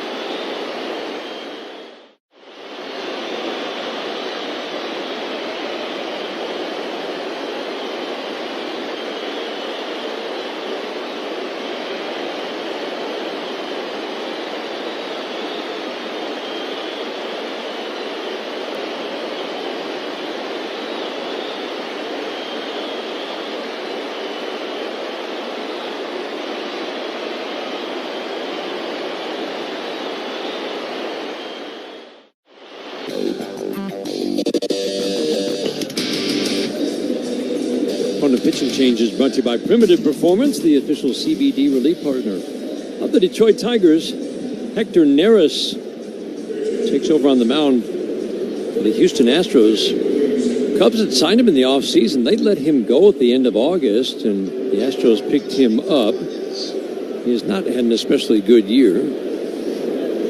15 innings for the Astros after they picked him up at the end of August, giving up 11 runs, 8 earned on 14 hits. But some bad luck in there because it's 2 walks, 18 strikeouts. Cole Keith will pinch hit for Ibanez, and he takes splitter in the dirt, ball 1. Yeah, Neris out of that Astro bullpen, 4-seam, 2-seam, split and a slider. Just about 90% of the offerings to home plate for Neris are going to be either the 4-seam fastball at 93, 94 miles an hour or that split. One thing he has done, he gives up home runs. Cole Keith takes a pitch up and away. In this ballpark, you think of the Crawford box and those seats in left being so reachable, but it's really, home runs go to right here. They do. For left-handed batters, very home run friendly ballpark. Splitter misses away, crowd groans, but not close. 3-0. Ibanez finished the day 1 for 2 in the cleanup spot. It was really a collection of at-bats that got Framber Valdez out of this game. 3-0, up and away, and on 4 pitches. Crowd groans. Cole Keith draws a walk to put a couple of men on, 1 out, 5th inning for the season. Walks were a big problem while the Cubs let him go. High walk rate. Totals, Cubs and Astros combined 59 innings, an ERA just over 4, a walk rate over 4, and a strikeout rate right around 10 per 9. Wenzel Perez, we've talked about it a lot, Bobby. This guy, I think, is going to play a big role in whatever the Tigers do in this postseason. His versatility, switch hitting abilities, and the at-bats he gave this team down the stretch. Up and in, ball 1. Totally agree, Dan, especially given the fact that how left-handed this lineup can be. When he can swing around and be effective from the right side, it's a huge plus for A.J. Hinch. 2 on, 1 out. The 1-0. On the back door, not really. Splitter dove down and away. It was well off the plate. Fooled home plate umpire Tony Randazzo. 3 runs in the second inning. Tigers trying to add on. Perez takes a little bit low. Really nice discipline today to get into favorable hitters counts again and again and again. It really is, and you talk about the amount of contact and how loud the contact has been. It's because you've gotten in plus counts and been able to get good pitches to hit. Perez waiting, the 2-1. Swing and a foul out of play. He challenged him with a fastball, and Perez had a rip. That's a good pass at that fastball right there. 94 miles an hour in the middle of the zone. He's ready to hit. Neris has actually been tougher on lefties and righties. Righties hit him for higher average, more power. 2-2 is swinging a pop-up. Will it be playable? Safely into the seats. Diaz came back right behind home plate. Perez will see at least 6 pitches in this trip to the plate. I always feel good when he extends an at-bat. He does. I mean, since the day he's got here, and I'm not just saying that, he's made really good swing decisions. And a lot of his at-bats have been very, very competitive. Very, very rarely does he just have a poor at-bat where he makes a poor swing decision. He's been very good. Waiting on another 2-2. 2 on, 1 out, 3-0 Tigers in the 5th. Neris is going to turn and look Justin Henry Malloy back to second base. Shortstop Pena shades up the middle. The outfield just about straight up. They don't move a whole lot. Tiger outfielders have been aggressively moving. Righties, lefties. Generally, you see the left fielder here play more toward the left center field gap. The 2-2. Soft ground ball, foul, emergency hack on a splitter. That's a heck of a foul. On a pitch down and in. Sometimes it's like that. You just have to try to put some kind of wood on the ball, hope you live to fight another day. Bregman is deep and off the line at third. The 2-2 is swing and a miss. Splitter got him. He just stayed with it. Splitter after splitter after splitter. A walk, a strikeout. 2 on. And that'll leave it up to Torkelson. Walk and a soft line drive out. Almost scored a run with that line drive, but Pena made a nice running grab. Lunging to his right onto the outfield grass to take a hit away. Torkelson swings and misses at a splitter down. Relentless. Again, the righties have the edge against this righty. Hit him for really good power numbers. 16 of the 33 hits he's allowed have been extra base hits. The strike one. Fastball off the plate away. Got the called strike. That's a pitcher's pitch, not a pitcher going to attack. Torkelson asks for time, steps out. Altuve at second base trying to shorten the lead of Justin Henry Malloy. You'll run on most of these outfielders. Tucker has the best arm in right. The 0-2, swinging a shot foul. He attacked that fastball. He was on it. Pulled it foul down the third base line. Yeah, he absolutely was. Inner third and up. Definitely not where Neris wanted that pitch. Neris works extreme first base side of the rubber, bends at the waist as he comes set. Checks Malloy at second, holds it for a beat. The 0-2 pitch. Swing and a foul to the screen. Splitter was in the middle of the plate. Just enough movement at the plate. Let's pause for station identification. This is the Detroit Tigers Radio Network.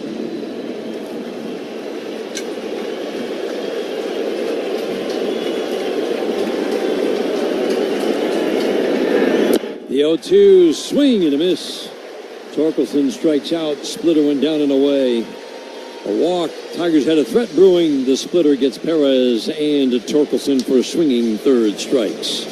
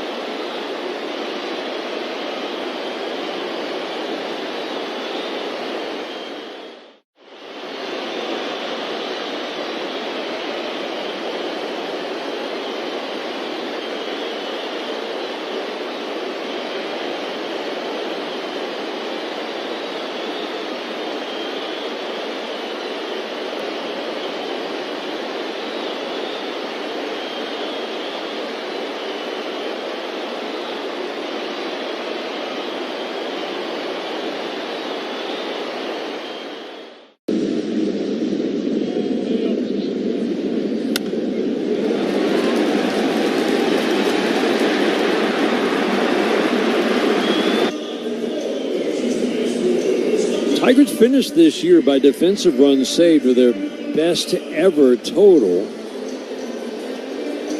They were plus 49 defensive runs saved this year since defensive runs saved came along. I believe it was right around 2008. Bobby, you know the answer to this question. That's correct. Mauricio Dubon swings and misses. Good fastball. Bottom rail, strike one. 8-9 one-hitters for the Astros. 3-0 Tigers in the fifth. But it's the best total runs saved above average by a Tigers team since defensive run save became a stat. It's not a be-all, end-all. I don't think there ever will be for a defensive stat. I think it is the most complete system for judging good defense, not good defense. Pop up into shallow right. Torkelson now he'll make a fine running catch. Little pop fly that looked like it might drop. Keith was chasing, but Torkelson got a nice line on it and made a fine running catch. Yeah, that's a really nice play from Torque over there at first base. Colt Keith was pulled up right behind second base as they are for most right-handed hitters. Skubal beat him with a fastball in, just muscled that ball, and Torque got on his horse and made a nice catch just over his shoulder. Jake Myers takes a pitch low and in, but those numbers, Bobby, defensively, they do tell us a big part of the story. And playing clean baseball with plus defenders at key positions is a big deal in the postseason. Line drive to center. Parker Meadows toward right center makes the catch on a 1-0. Myers flies out. 4 pitches, 2 outs. 5th inning. Every Tigers triple this season. Powell Miller gives $300 to select charities, the Miller Law Firm, lawyers who support the community. Third base has been the weakest spot, but I like Matt Meerling at third base. I do too, not just because of his experience. He's not really part of the minus 13 we see at third base. He's not, but he's a superior athlete, has a tremendous arm, an accurate arm over there at third base. Sweeney's been a plus at short. Riley Greene, in limited games this year, has been the best in left field, and Meadows is, as we know, superb in center. Fly ball to right. Wenzel Perez off the bat of Jose Altuve. It's just a soft fly ball off the changeup after a long 4th inning. Tarik Skubal needed a quick 5th.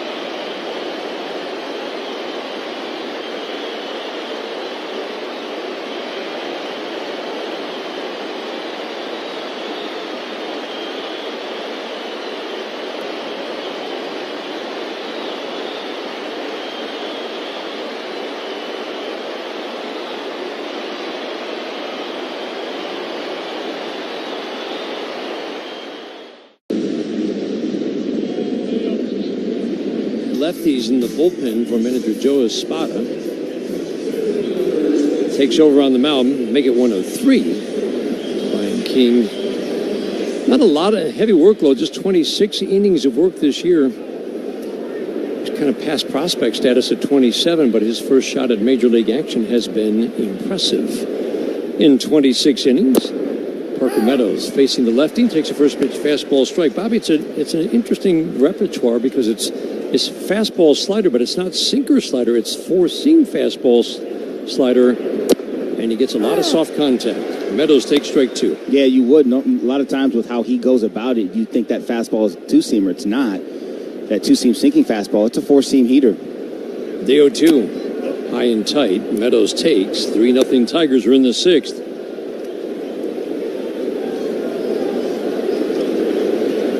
Six innings, giving up just 7 runs on 20 hits. Meadows takes low and away. Disciplined at bats all day long. Started in the 1st inning when Malloy drew a walk. It was Wenzel Perez, though. Line drive single with 1 out in the 2nd inning, then touched off a 3-run 2nd inning. The 2-2. Swinging a high pop-up, playable third base side. Bregman beyond the third base coach's box will make the catch, moving a step onto the dirt track at the end of the Tigers dugout. 1 up, 1 down. 6th inning, Tigers leading 3-0. 6th inning is brought to you by the Jack Demmer Automotive Group. Go in and experience the Demmer difference. Strikeout updates are brought to you again by Carbless, the official ready-to-drink canned cocktail of the Detroit Tigers. 4 strikeouts for Skubal, 5 shutout innings, no runs on 3 hits, 1 walk, 4 strikeouts. Jake Rogers, line drive, base hit into left. Turned around that fastball, so it's a kind of below-average velocity fastball, but again, very effective so far. Jake Rogers, 2 good at-bats today. Yeah, got another fastball in. Didn't hit it tremendously hard, but he hit it hard enough to find green grass, and that's all that matters. Yeah, they've had pressure on Astros pitchers all day long. Sweeney takes first pitch sinker, low and in, ball 1. Base runners in every inning against one of the better pitching teams, especially down the stretch. Swing and a miss. Tigers had the best team ERA in the second half, and it got even better in August and September. Astros were 3rd in the American League in ERA in the second half, the 1-1. On the inside corner, that's a slider on the front door that you can't do anything with. Heck of a pitch, 1-2. Nothing to do there. Bullpen faltered a little bit down the stretch for the Astros. The 1-2, a little bit low. Good discipline. Trey Sweeney working really hard on the quality of his at-bats against lefties. And we've seen some good at-bats, long at-bats. Waiting on a 2-2. King sets the pitch. Check swing. Did he go? Ooh, Alfonso Marquez says ball 3. Astro dugout didn't like that. You see some chirping down there at Alfonso Marquez, but he got a break. Yep, absolutely. 3-2. Got him. Painted the black down and away. Sweeney thought he'd drawn a walk. That was a perfect pitch. And he got up to 94. Sure was. Fastball away. Nothing you can do about that one, Trey. Joe Espada heading out to the mound. With Matt Vierling coming up and lefty on the mound, he would rather have his righty, Ronald Blanco. Will come on to pitch a righty. Man on, 2 outs, 6th inning. Tigers still leading 3-0. They scored their 3 in the second. While the Astros make the change, we'll pause for these words on the Detroit Tigers Radio Network. I'm attorney Mark Bernstein. 1-800-CALL-SAM is always a free call. And your fast, confidential consultation is always free.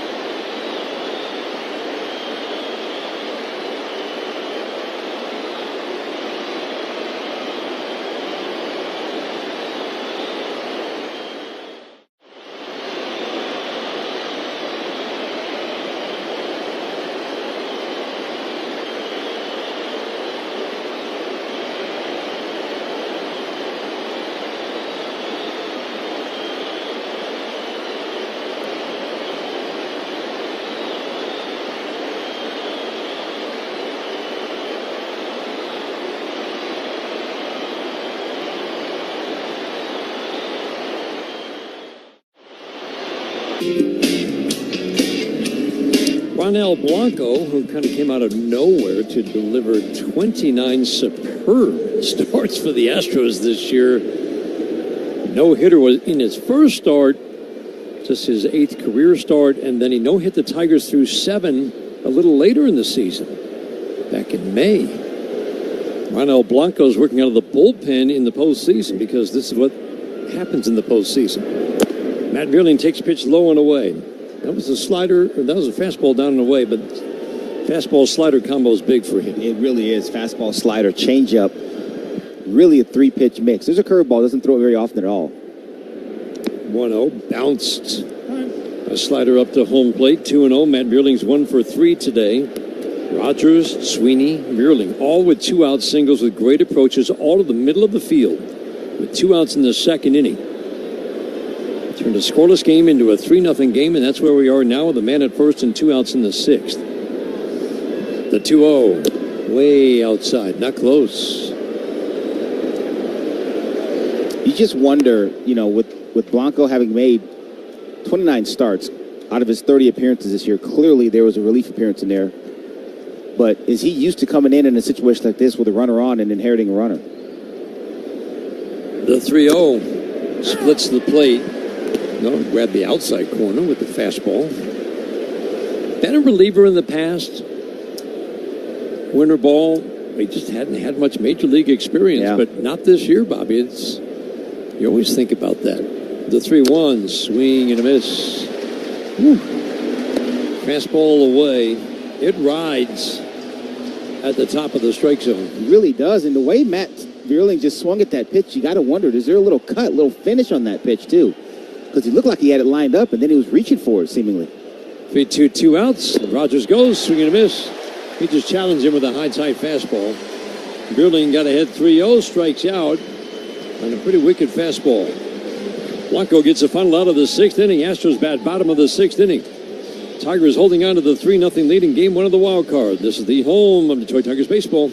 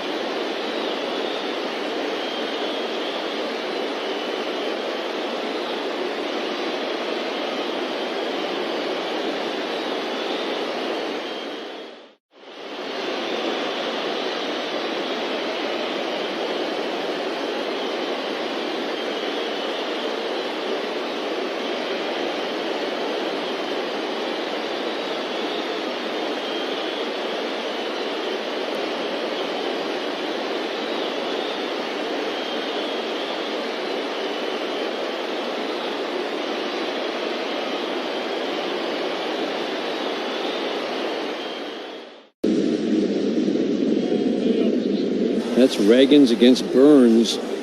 Just underway and scoreless in Baltimore, heading to the bottom of the 1st. Tucker, Alvarez, Bregman. In a June start here, Tarik Skubal shut out the Astros through 5. Tucker takes a pitch low and away.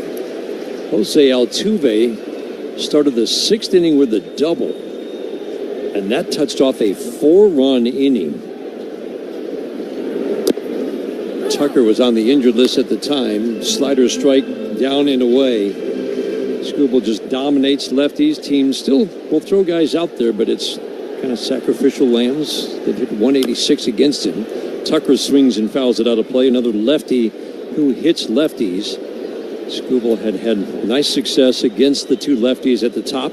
Tucker and Alvarez, a combined 2 for 15 in their careers against him. The 1-2. Low and outside. 2 balls, 2 strikes. 3 runs, 8 hits for the Tigers. No runs, 3 hits for the Astros. Put a couple of men out on the 3rd. Tucker hit a soft fly ball to left to end that threat. The 2-2 pitch here. Swinging a high fly ball, shallow center field.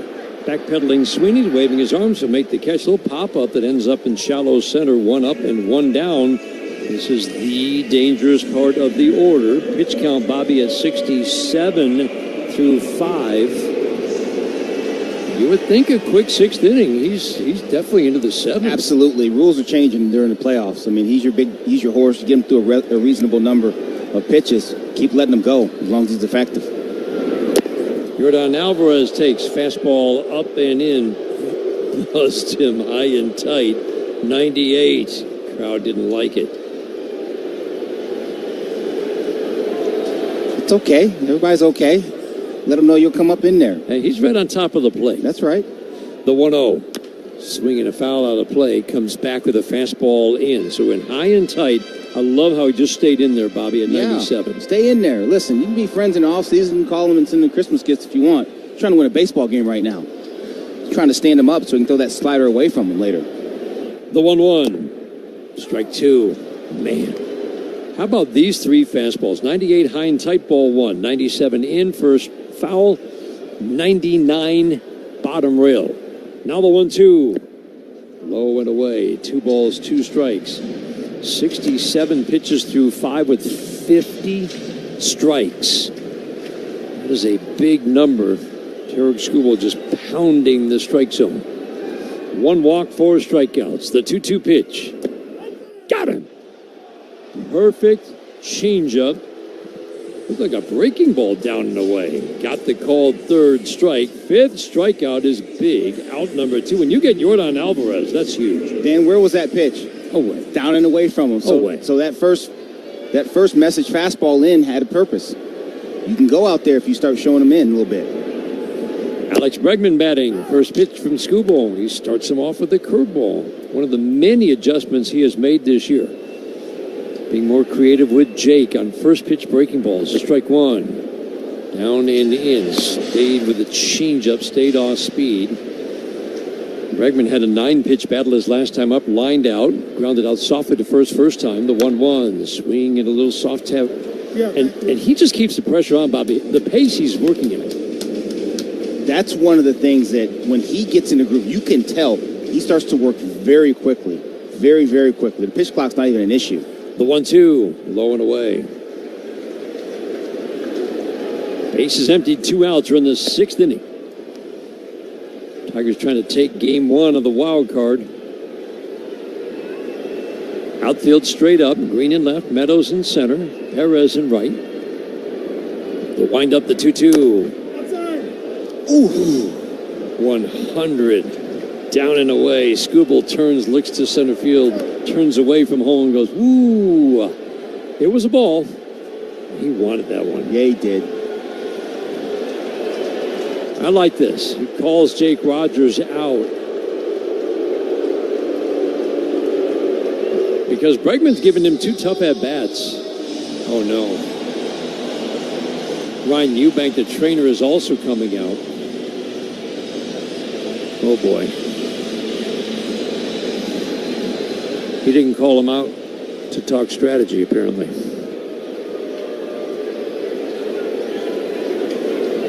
Talking with Ryan Eubank right now, the Tigers head trainer, about what it was. Let it all out, 100.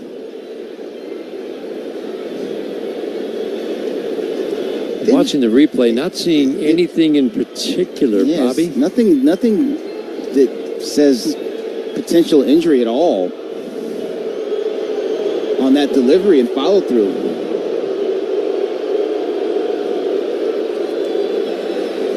He's going to toss a couple to see how he feels.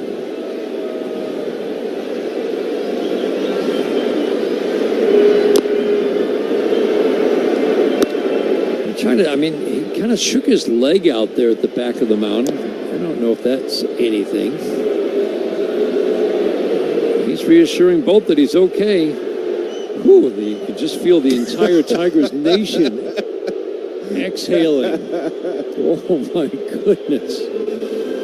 Oh, boy.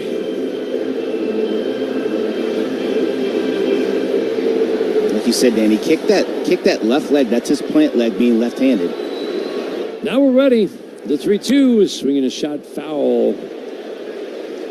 Right at the Tigers dugout on the third base side. Bregman again being a pain.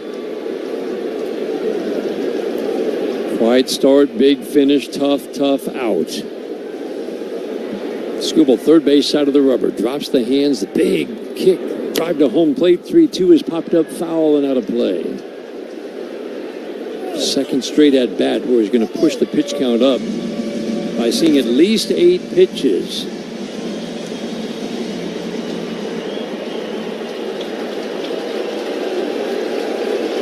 Nothing Tigers, 2 outs, bases empty in the 6th. Again, the 3-2. Swinging a fly ball, left field, that's deep, that's trouble. Off the top of the wall.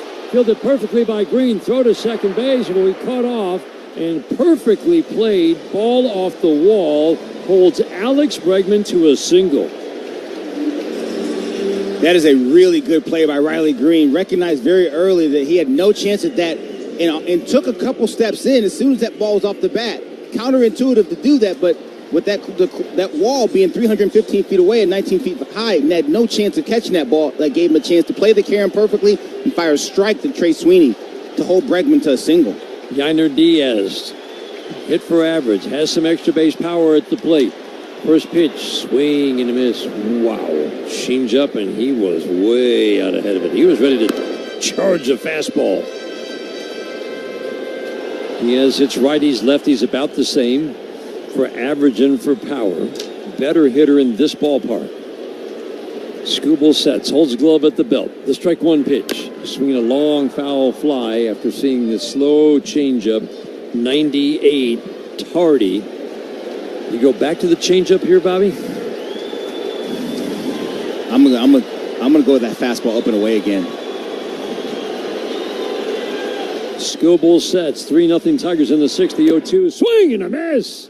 Up and away with a 99-mile-an-hour heater. Tarik Skubal's through 6. We head to the 7th inning. 3-0 Tigers on the Detroit Tigers Radio Network. This season, Ford's lineup is stepping up to the plate. Lightning is furious on the mound with unmatched intensity. Mavericks unfazed, focus fixed on the possibility of a 400-foot home run. Rangers ready to growl and unleash its power. Meanwhile, F-150 shoulders the weight of Michigan. These guys understand the thrill of the game. Built Ford tough trucks for every inning, every play, every moment. Find your legacy today only at your neighborhood Michigan Ford dealers. Rocket met with first-time home buyers to get real about buying a home. When you don't understand the process, you don't know what steps to take. Money is just scary to begin with. There's so many question marks. I wish there was like a home ownership coach out there. My name's Austin. I'm an executive at Rocket. We're doing a lot, but we can do more just listening to you today. Get real solutions to real concerns. Call 800-4ROCKET. Rocket Mortgage LLC, NMLS number 3030, NMLSconsumeraccess.org, equal housing lender licensed in all 50 states. At Oakland University, being golden is putting in the hard work. It's raising the bar and never settling for less. It's the tireless hours spent getting your hands dirty. It's searching for answers where others aren't looking, rising before the sun, and staying up long after it sets. It's in you. Be golden. Explore more at oakland.edu. Meijer is the proud hometown partner of the Detroit Tigers, and we're cheering them on every game to a winning season. Home is where your team is, and our home is right here in Detroit. For Justin Henry Malloy, Ronel Blanco on the mound, 7th inning, brought to you by General RV, Michigan's premier RV dealer for sales, service, and parts. Hardest working player brought to you every game by Carhartt. Proud to support Detroit Tigers baseball, all the hardworking people who make it possible. There was no handshake for Tarik Skubal, but he went down the steps, and A.J. Hinch went down then in down the steps that go toward the clubhouse after that. Brisky is throwing in the Tigers bullpen. We're kind of guessing, but the day is done. Ground ball deep, first foul off the bat of Carpenter. Probably the day is done for Tarik Skubal, and we hope that whatever that injury was, we're kind of guessing leg And a little something that just a little twinge. Something will be just fine. by the next time he toes the slab. The strike one to Carpenter, a swing and a soft tap foul. What a season for Ronald Blanco. This is not a prospect who had a big year in his first full year in the major leagues. This is a guy who's 30 years old and had just a phenomenal year. Not a premium strike thrower, but man, you couldn't hit this guy. Opponents hit 190 with a little power. The 0-2, check swing. Did he go? Appeal to third. Alfonso Marquez says no. And fans are like, come on. At some point, you have to call that. Not unless he went. And Alfonso Marquez didn't go. That's all that matters. And that's all that matters. Carpenter has a couple of home runs against Astros pitching this year. The 1-2, swing and a foul. It's amazing the feeling you have with Carpenter at the plate, Bobby. I mean, you just feel like he could do, and it's true. I mean, he can do damage against anybody. Dan, I remember the first game I ever did as part of this broadcast team in spring training of last year, 23. He jumps in the box. I go, this dude looks hitterish. And I knew next to nothing about him. Check swing. Again, appeal. Again, Alfonso Marquez says, no, sorry. I think he's hearing it from those fans beyond the Tigers dugout. Oh, boy. Good thing our field mic's not down there. The 2-2. Ground ball deep first, charging and picking. The short hop. Caratini makes the play unassisted. 1 up, 1 down, 7th inning. This copyrighted broadcast presented by authority of the Detroit Tigers may not be reproduced or retransmitted in any form, and the accounts and descriptions of this game may not be disseminated without the express written consent of the Detroit Tigers. Blanco tough on righties, tough on lefties. Lefties have the edge in the power department, but both righties and lefties have hit 190 against this righty. Riley Greene takes a fastball low and outside, ball 1. And you talk. The 1-0. Soft ground ball wide of first. Caratini again will charge, glove it, tag the bag with his left foot. 2 up, 2 down. You talked about Blanco and just his rise and just how improbable it was. And you see that from time to time with a relief guy. You know, you'll find guys in their 30s that find some magic, maybe add a pitch, tweak a grip, something becomes more effective. But to find a starter, you just found a starter at 30 who just made 29 starts for you and dealt. I mean, that's unbelievable. Logging the kinds of innings, Keith swings and misses, that he had never logged in his career. Last year, 125 innings, minors and majors combined. Keith swings and pops it up, fouled and out of play because he'd always been a reliever. Yeah. No balls and 2 strikes. Colt Keith came into the game as a pinch hitter in the 5th inning, stayed in the game. He's now at second base. Anya's 1 for 2 today. Rogers has a couple of hits for the Tigers. The 0-2. Swing and a little soft tap foul. Change up with good run away from a lefty. Will Vest is now warming in the Tigers bullpen. Takes a little bit of detective work to figure out who's throwing. The 0-2 popped up foul out of play over the Tigers dugout because the Tigers bullpen is behind, I don't know what you call it. It's these big screen panels that are in between these big girders in left field. Anyway, it's back there. You can't see who's throwing unless you really look hard. The 0-2, a little bit low. Daniela Bruce just peered through the screen to see that it was indeed Will Vest throwing. Left side of the infield shifts to the right. Pena shifts up the middle. Bregman's at the hole between short and third. The 1-2 pitch. Check swing. Don't appeal to Alfonso again, please. They're not going to. Nope. Tony Randazzo refuses to go down there again. He's going to save his buddy down there at third base. I got it. He did not go. The 2-2. Away. Change up low and outside. Crowd just got on the home plate umpire for calling a pitch a 1.5 feet off the plate. A ball. Keith waiting on a 3-2. This will be the 8th pitch of the at-bat. Blanco works from the full windup, extreme first base side of the rubber. 3-2 pitch. Swing and a soft tap foul. Oh, he's battling. That changeup is a real weapon for Ronald Blanco. This is a good at-bat by Colt Keith here.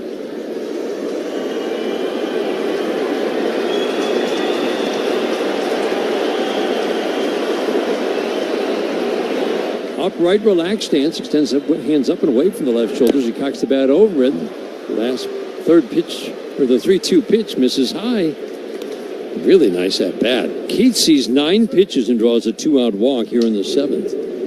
Aside from just reaching base, those are the kind of at-bats that just give you confidence, give your buddies behind you confidence. Is exactly what this Tiger team needs.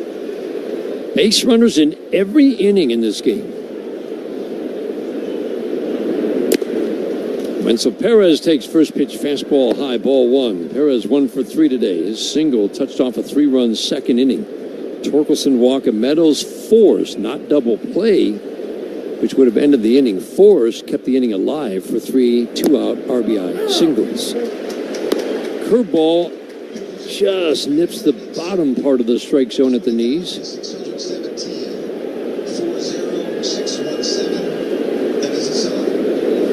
40,617 sellout crowd here at Minute Maid Field. Ground ball foul down the first base line. Minute Maid Park. Want to be correct on that. Bregman's going to back up with 2 strikes. Outfield stays straight up. Dubon in left. Myers in center. Tucker in right. Perez batting lefty against the righty. The 1-2 is swinging a little pop fly into shallow right center. That's going to drop for a base hit. Rounding second, heading to third is Cole Keith. Throw not in time. Down to second. Perez save. What aggressive base running, and for the second time in the last couple of weeks, that incredible swim move by Wenzel Perez gets him safely into a bag. What a play. Excellent base running by Cole Keith. With 2 outs, he was off on the swing anyway, but he read that ball was going to get down. It immediately turned and went to third base. Kyle Tucker came up firing, but the throw was too high. Houston is challenging a safe call at second base. Astros are challenging the call at second. Instant replay is brought to you by the Sam Bernstein Law Firm. When you need the right call made, 1-800-CALL-SAM. Our first look at it on replay. In. Held the bag. Yep. Right hand came off. Did he come off? Let's see. Better look here from... Beat the tag. Could he hold the base? Could he hold the base? His foot was on it, though. His right leg is on the base while the right hand is coming off. Yes. What do you think, Bobby? He's safe. I got him safe. The second base umpire, Will Little, was right on it, and that's what he saw. He's watching the tag.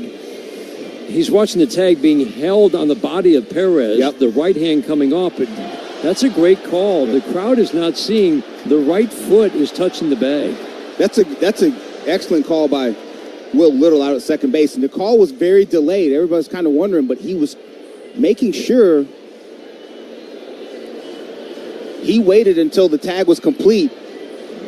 And Pena stayed with the tag. But Wenzel Perez's right leg stayed on that bag the whole time. So what's important is that it was called safe. Right. Because if I'm the guy in New York looking at this, I'm like, I can't say that's clear and convincing to overturn. No, totally agree. Tag made, right hand is on the base. Tag held on the body. By the time the right hand comes off, the left foot, ankle, is cradling the outside part of second base. I would be surprised. I mean, they might, but I'd be surprised if they overturn this. Let's listen in. After review, the call stands. The runner is safe. Houston will challenge. That's a great call by Will Little. Great call. Bobby, he got right there. Yeah. And he saw all of it. He could have easily been fooled by the right hand coming off the base, but he saw the left ankle, or the right ankle, on the base. And wasn't in a rush to make the call. Wanted to have a look and make sure that stayed on there, and he got it right. But it's base running, Bobby. Yeah, excellent base running. Good read. Ball came out of Tucker's hand high. Wenzel kept on going to second. Made it tight. Brings up Torkelson. Base hit here could make it a 5-0 game. Check swing. First pitch. Appeal to first. Jordan Baker says nope. Ball 1. Torkelson today 0 for 2. Robbed of a hit. A soft line drive grab by Pena. Nice running grab. The 1-0. 0 and outside. Fastball misses. 2-0. Tigers have gotten into a lot of favorable counts today with some disciplined, long at-bats sometimes. Just disciplined at-bats to get ahead. The 2-0. Slider tight at 89. Close to the outside edge. Tony Randazzo calls it strike one. Keith coming down the line in third. Perez at second, the 2-1. High and tight. Torkelson takes 3-1. Meadows waiting on deck. Got to come to Torque right here, 3-1. The windup, the 3-1. Check swing, and he laid off. Torkelson draws another walk. I will say, while the numbers, Bobby, aren't kind of eye-opening for Torque since he's returned, what we have seen more disciplined at bats, meaning he's drawing some walks, working at bats, and at least if the numbers aren't right now big, he is attacking pitches that he should be swinging. Well, it's all of that, and what that means is he's got confidence growing. He's not trying to chase results right now. Parker Meadows swings first pitch, pops it up foul, and safely out of play over the Tigers dugout, third base side. Bases are loaded, seventh inning. Anything you can do to push the pitch count up of a guy that I'm sure Joe Espada would like to use again tomorrow if he had to. He's already well into the 30s now in his second inning of work. The strike one. Check swing, appeal to third. Alfonso Marquez goes up with the right hand. Gets the Bronx cheer here at Minute Maid Park. 0-2 on Meadows. Meadows 1 for 3 today. Bases loaded, 2 outs, 3-0 Tigers in the 7th. The 0-2, swing and a miss. Got him with high heat. Meadows strikes out. Tigers make Blanco work. Strand 3. 7th inning stretch time in Houston, brought to you by DTE. Manage your energy use and save. Go to DTEenergy.com.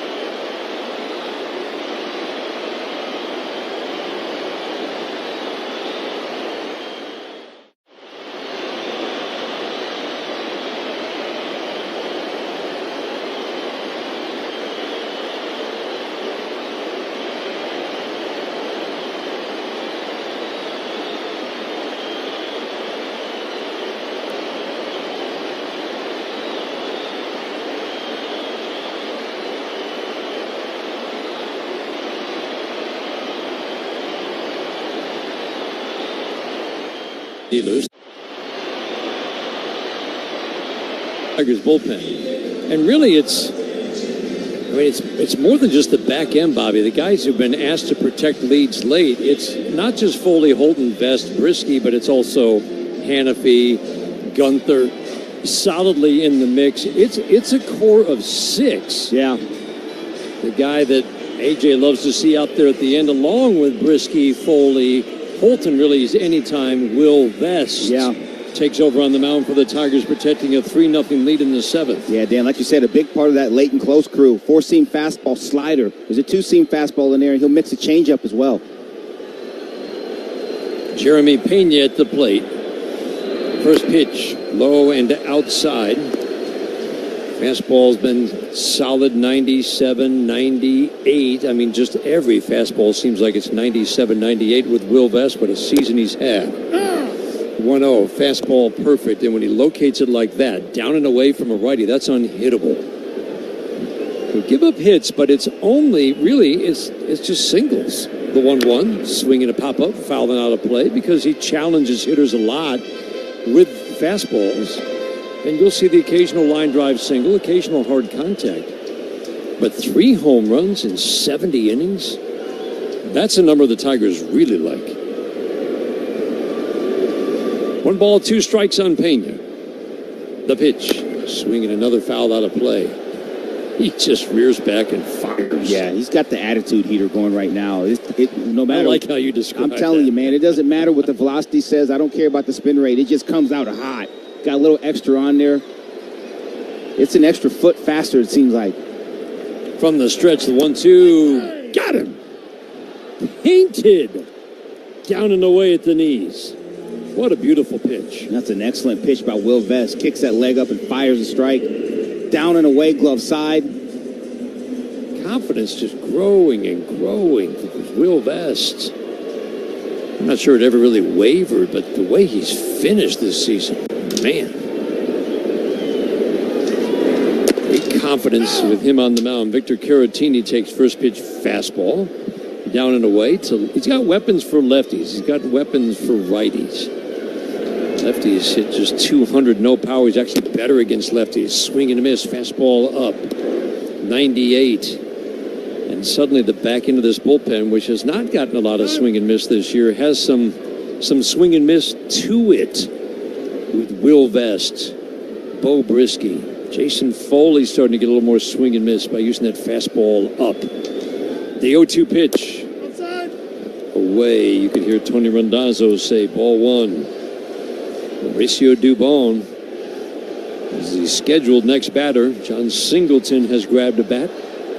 3-0 Tigers are in the 7th. The 1-2 is swinging a ground ball fair. Are you kidding me? No, foul. Wow. He just swung late and punched it down the third base line, and everybody's favorite, Alfonso Marquez, was on it and waved foul. Not challengeable. I mean, you said it best. He's just beat by a fastball. That's late. And it almost found fair territory. That was fair.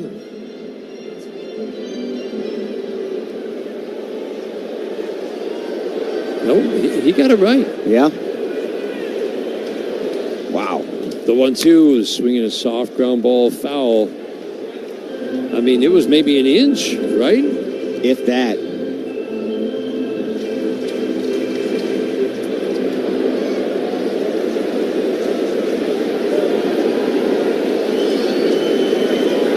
Upright, relaxed stance for this switch hitter. Batting lefty, the 1-2. Got him.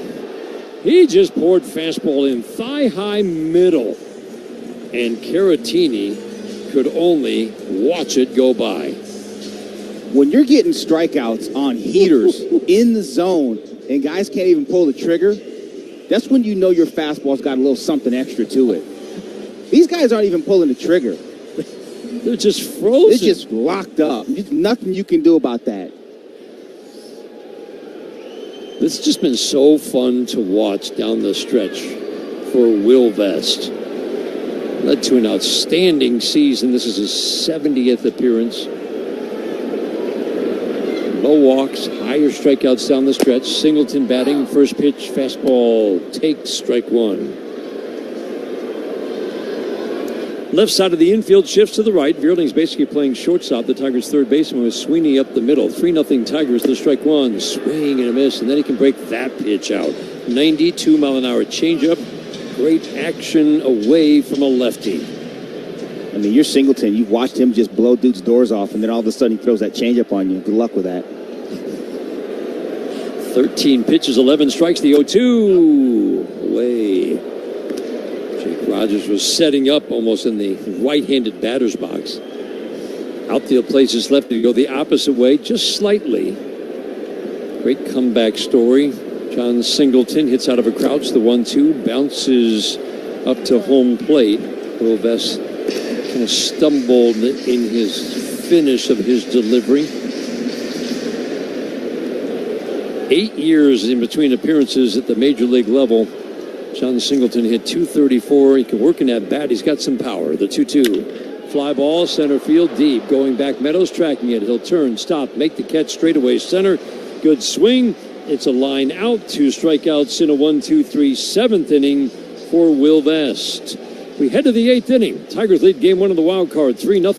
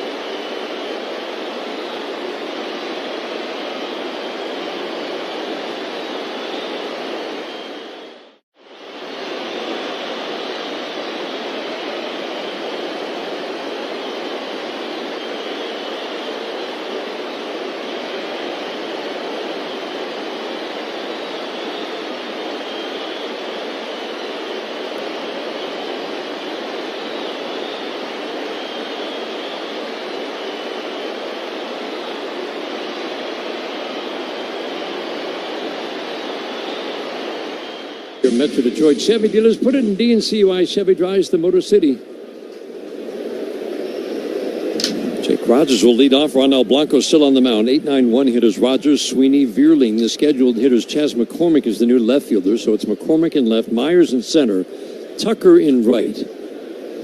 Jake Rogers takes first pitch slider low and away, appeal down to first. Jordan Baker says he did not go. The Tigers have won all of those challenges today except one. Wind up the 1-0. Swing and a miss. Slider that started away, stayed away. 1 ball, 1 strike. Rogers 2 for 3 today. The former farmhand of the Houston Astros. Swing and a miss.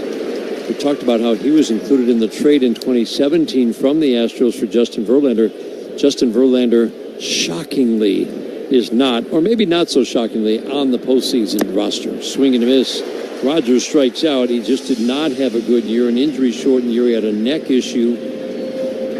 But still, it is kind of shocking to see Justin Verlander, given his postseason record, not on the postseason roster. I mean, really and truly, even if it's a roll out of the bullpen where he comes in and I don't know, there's no way to square it in my head, but they made that decision.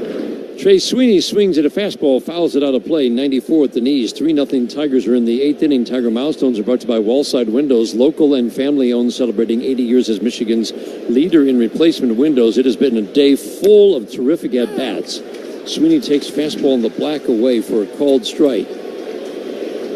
Base runners in every inning for the Tigers against these Astros pitchers. 3 in the second. They have stranded runners in scoring position in the 3rd, the 4th, the 5th, and again in the 7th when they left the bases loaded. The 0-2. Check swing. Appeal to our friend Alfonso Marquez. He says no. I have never seen an umpire. He is getting worn out right now, too. He's got them all right, except I think he missed one. The 1-2. Swing and a miss. Change of a great fade away from a lefty. 2 up, 2 down. Blanco came on to get the last out of the 6th inning. Tigers got into the Houston bullpen in the 5th, and that's postseason baseball, isn't it, Bobby? When When that bullpen door opens, it just keeps swinging open. They replace it from a swinging door to a revolving one. Matt Vierling swings and fouls it out of play, and after Skubal's 6-inning start, it's what we expect to watch for as long as the Tigers are in the postseason. A lot of arms coming out of that bullpen. Vierling takes a fastball above the belt. 1 ball, 1 strike. 1 for 4 from Matt today. Carpenter waiting on deck. 2 outs, 8th inning. Tigers leading 3-0. The 1-1. Swinging a foul off the glove of the catcher, Yainer Diaz. 1 ball, 2 strikes. Same start time tomorrow. 2:30 Michigan time. 1:30 local time. The 1-2. Away. Reese Olson was introduced in the press conference today as the guy who represents all the pitchers who are going to pitch in the next couple of days. 2-2, swinging a slicing drive down the right field line. He was not introduced as tomorrow's bulk guy starting pitcher. He might be, but he was just a representative of the pitching staff. Tigers pitching rep. You know, I actually felt bad for our MLB PR guy that had to make the announcement of why Reese Olson was talking to us today, because he has not been announced the starting pitcher. 2-2 is up and away. Was Reese just laughing? No, Reese was his typical Reese self. very- Part of the reason they like him out there, right? Exactly. He gives up no secrets. The 3-2, low and away. We know Matt Vierling draws a walk. We know, Reese, that you can go out there and answer every question, every attempt at getting you to say, all right, I'm starting tomorrow. Nope. Under strict orders. Oh, that's great. That's going to be the end of the day for Blanco. The lefty Ferguson is up and throwing. Joe Espada out to make the change. Man on, 2 outs. Kerry Carpenter due up. See if A.J. Hinch goes back to his bench. Tigers leading 3-0 in the 8th. While the Astros make the change, we'll pause for these words on the Detroit Tigers.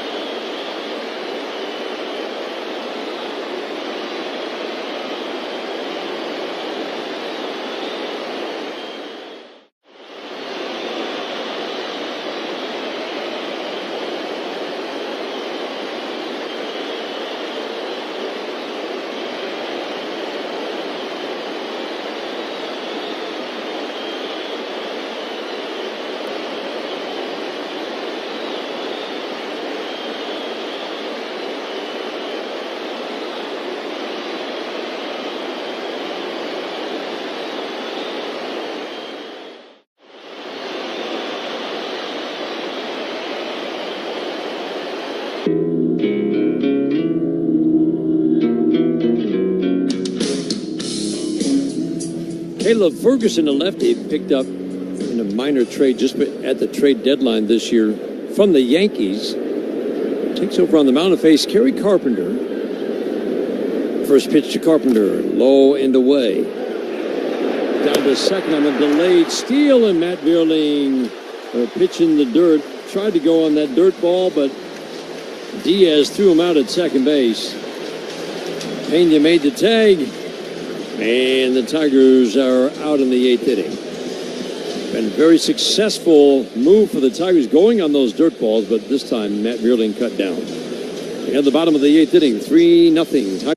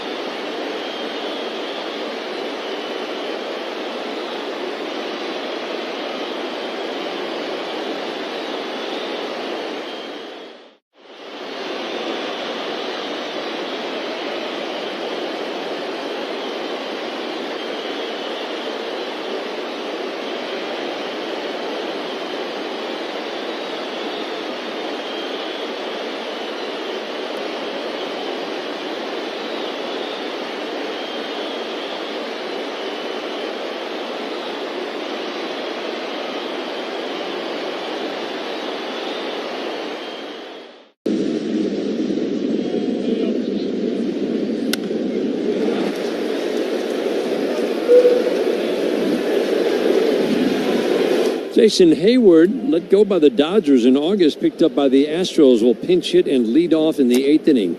Will Vest still on the mound. First pitch fastball, bottom rail, 96, strike one. Hayward's provided a little bit of power, does not hit for average, or at least has not this year for either team, the Dodgers or the Astros. The strike one.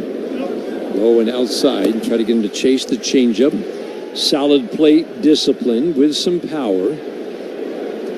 Just not a lot of hits have fallen for him this year. The 1-1 away. 9-1 two-hitters this inning. He's pinch hitting for Jake Myers, the center fielder. Altuve Tucker to follow. Holton getting warm in the Tigers bullpen. 3-0 Tigers in the 8th. The 2-1 swing and a pop-up. Foul and out of play. Check scores from the 1-800-CALL-SAM Studio scoreboard. Kansas City, Baltimore, Reagan's against Burns. Heck of a matchup. 0-0 in the 4th in Baltimore. Mets are at Milwaukee. And Atlanta, after quite the day yesterday in Atlanta. At San Diego tonight.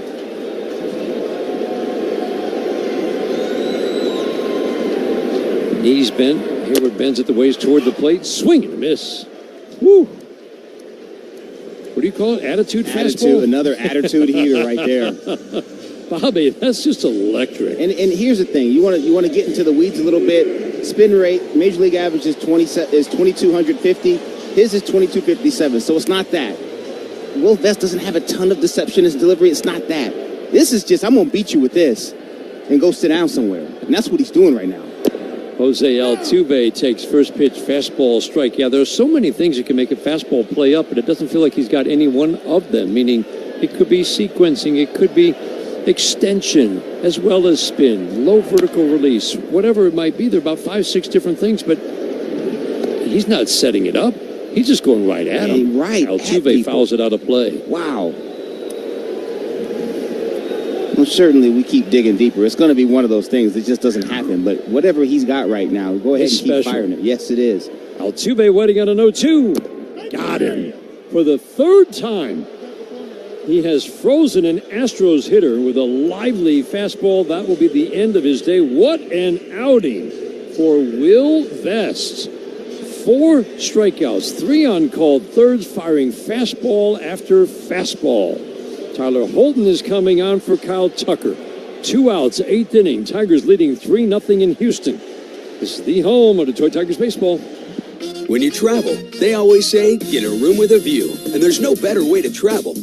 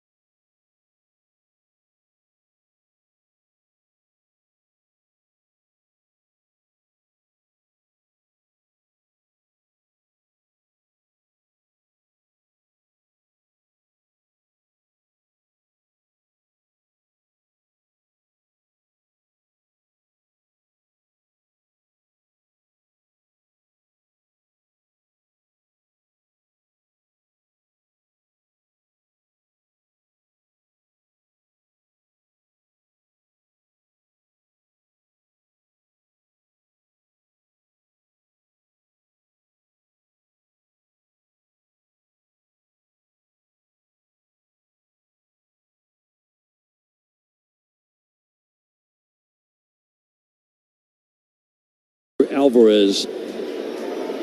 The next two batters shut down lefties like Holton does. Soft ground ball foul. And like Tarik Skubal, these lefties have hit ordinary lefties. Skubal and Holton equally effective shutting down left-handed batters in different ways. Tyler Holton, it's his 5-pitch mix. The strike one to Tucker, swinging a soft ground ball serve to Matt Vierling. He'll charge field, the knee-high bounce, guns it over to first. Woo, he let it out. Strike to Spencer Torkelson to get a speedy runner, and on 2 pitches, Tyler Holton gets the last out of the 8th. We head to the 9th inning in Houston, 3-0 Tigers. This is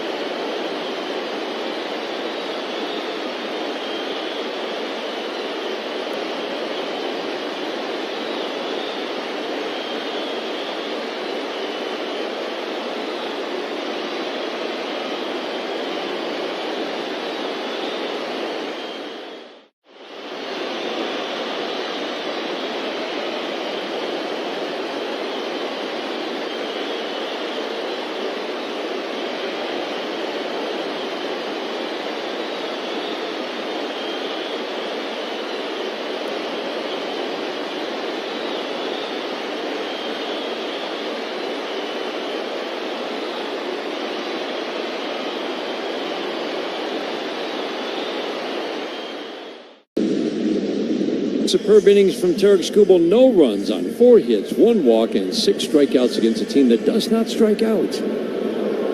9th inning is brought to you by Comerica Bank. Only one bank has been committed to Michigan since 1849. That's Comerica. 3-0 Tigers. 9th inning. Josh Hader, the closer for the Astros, takes over on the mound. Down 3-0 in the 9th. Yeah, Hader out of that Astro bullpen. Really a 2-pitch mix. He's got a changeup, only throws it 1% of the time. Doesn't even really count. That does not count. That doesn't count. Sinker slider for Josh Hader. Kerry Carpenter takes first pitch. Fastball strike on the black away. Tony Randazzo, solid strike zone to that. A couple of misses, but pretty solid. Ground ball to second base. Altuve will scoop it off the dirt. And an easy toss over to Caratini at first. 1 up, 1 down. Not an easy at-bat for a lefty. Ryan Presley was the superb closer for the Houston Astros. And I think it was a blow when the Astros went out and got Josh Hader to make him their closer. Yeah, it was a little bit of a thing. They've clearly worked through it. And they've been effective together, but... Greene, fly ball, right field, deep down the line, hooking by the foul pole, and 1 hop over the fence. Towering fly ball. Tucker finally got to the corner, but it was 1 hop over the fence. That is a rare ground rule double on a fly ball that high. If Riley Greene hits it that high, usually that ball is out. It was, and I think it got in on him just a little bit. It was a sinker. Like we said, Hader doesn't throw a 4-seamer. It was a sinker. It might have tailed just enough to get off the really good part of the barrel. Riley put a charge at it. It 1 hop and went over the right field fence, but that ball was in the air for a long time, man. Tucker was running, but Cole Keith takes first pitch 96 on the black away. Hader, whether it's been for Milwaukee or San Diego, and now Houston in his first year has been electric in the postseason. Keith takes a pitch low and away. 20 innings of work. He's given up 3 runs on 10 hits with 4 walks and 33 strikeouts. Keith swings and pops it up, foul and out of play. 33 strikeouts, 10 hits in 20 innings in the postseason when it matters the most. He can be up and down in the regular season. He will give up home runs, which is something you just hate for your closer to do. He doesn't give up home runs in the postseason. Keith waiting on a 1-2. 3-0 Tigers in the 9th. The pitch. Fastball up and away. It's got to be some deception in this delivery. He doesn't have the big spin rate either, but he'll just work that top part of the strike zone relentlessly. It's a big turn, so you see the number 71 on his back. And then he unleashes. 2-2 is swinging a foul to the screen. Yeah, you see the big turn, like you said. You see all of it. 71 Hader on his back. And then he comes down the mound, and he's got a short stroke, so you really don't see the ball until it pops out. And then, like you said, it does have that natural sinking action on that fastball, too. It's 97, too. It's not like it's 90. 2-2 ground ball to first base, charging Caratini. He'll make the play. Unassisted over to the bag. Over to third goes Greene. He's there with 2 outs. That's a pretty good at-bat for Keith against a guy that is not easy to hang in against. It's all very valuable, the at-bat from Kerry Carpenter. All of these lefties getting a chance to see this guy in this situation. You want to see that. It's for, may not be for right now. Yeah. It's for down the line. I've seen it. I know where the ball's coming from. Wenzel Perez takes a pitch up and in. Keith with 2 walks entered the game in the 5th inning as a pinch hitter. 2 walks, 1 on 4 pitches, 1 on 9. And then the battle with Hader, 6 pitches net before grounding out. Perez has had a good day today. 2 for 4. Swings and misses. Slider over the plate and down. 1 ball, 1 strike. Greene at third. Bregman hanging over by third base. Keeping an eye on him out. 2 base shades up the middle. McCormick in center shades to right center. Straight up and left for Hayward. The 1-1. Swing and a miss. Same pitch, same spot. Slider down. Yeah, it's a tough pitch. You expect it. You see him turn away from you. You don't see the baseball. You're anticipating 97 coming out. And it's that slider with pretty good biting action down and in to right-handed hitters. 3-0 Tigers, the 1-2 in the dirt. 9th inning, man at third. It's the rare game.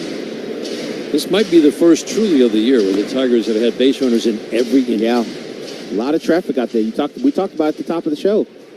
Traffic. Create as much traffic. Now, we're talking mainly in regards to Framber Valdez, but it's a cumulative effect. A lot of good at-bats today. Hader sets the 2-2. Swing and a foul. And so Perez fouled off 97 away. Torkelson waiting on deck. He's drawn a couple of walks. This is a staff that issues free passes, and the Tigers have drawn 6 walks today. Tigers have walked 1 while striking out 10. The Astros pitchers have combined 6 walks, 10 strikeouts, plus 10 hits. Hader was getting onto the rubber, and then he stepped off. And now Wenzel Perez says, let's drag this out a little further. He calls for time, steps out, takes a big deep breath before settling back into that right-handed batter's box. Greene coming down the line at third. Tigers scored 3 in the second. They would love to add on 1 more here in the 9th. Perez waiting, the 2-2. Swing and a pop-up. Playable. By first base, Caratini will backpedal a few steps, make the catch on the infield dirt. Perez pops out. Tigers strand a runner at third. But we go to the bottom of the 9th inning in Houston, and the Tigers hold on to a 3-0 lead, trying to take game 1 of the wild card. This is the home of Detroit Tigers baseball. There are trucks, then there's the truck, GMC Sierra, with the available world's first 6-function multi-pro tailgate. GMC Sierra, not just any truck, the truck. GMC's continued commitment to professional-grade engineering is on full display at your local GMC dealer. We are professional-grade GMC. Michigan residents get $1,000 lease cash. Well-qualified GM employees with a current eligible GMC lease use it to get a 24-month ultra-low-mileage lease for $239 per month with $28.69 due at signing on a 2024 Sierra light-duty elevation crew cab 4x4 with a 2.7-liter engine. Must be a current lessee of a 2019 model year or newer Buick or GMC vehicle through GM Financial for at least 30 days prior to the new vehicle sale. Tax, title, license, dealer fees extra. No security deposit required. Mileage charge of 25 cents a mile over 20,000 miles. At participating dealers only. Visit GMCOfferInfo.com for details. Residency restrictions apply. No matter what your sport, you win with energy efficiency tips from DTE. DTE's online interactive home can help you find tools, tips, and programs to lower your energy bill. Our Insight app gives you real-time information to make changes to reduce your usage. And our rebates put real money back into your pocket. So check out DTEenergy.com/home and you'll score! Savings, that is.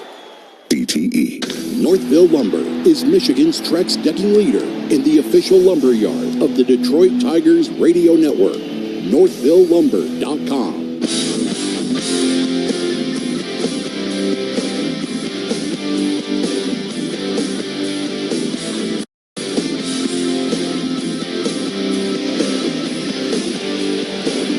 This game brought to you in part by Corewell Health. No matter the challenge, their response is always the same. We can. I was not close to being right. Tyler Holton was on for one man. Kyle Tucker. Jason Foley takes the mound in the ninth inning pitch and change. Brought to you by your Southeast Michigan Ford dealers. Think Ford first. Jason Foley on to get the 3, 4, 5 hitters. Alvarez, Bregman, and Diaz. You know the arsenal with Foley. 2 and 4 seam fastball, mainly that super sinker. He'll power in there at 97, 98 miles an hour. Using the 4 seam a little bit more lately.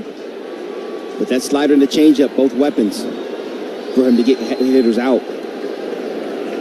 Alvarez at the plate, first pitch. Backdoors in with a slider that gets the call on the black away. Perfect pitch, strike one.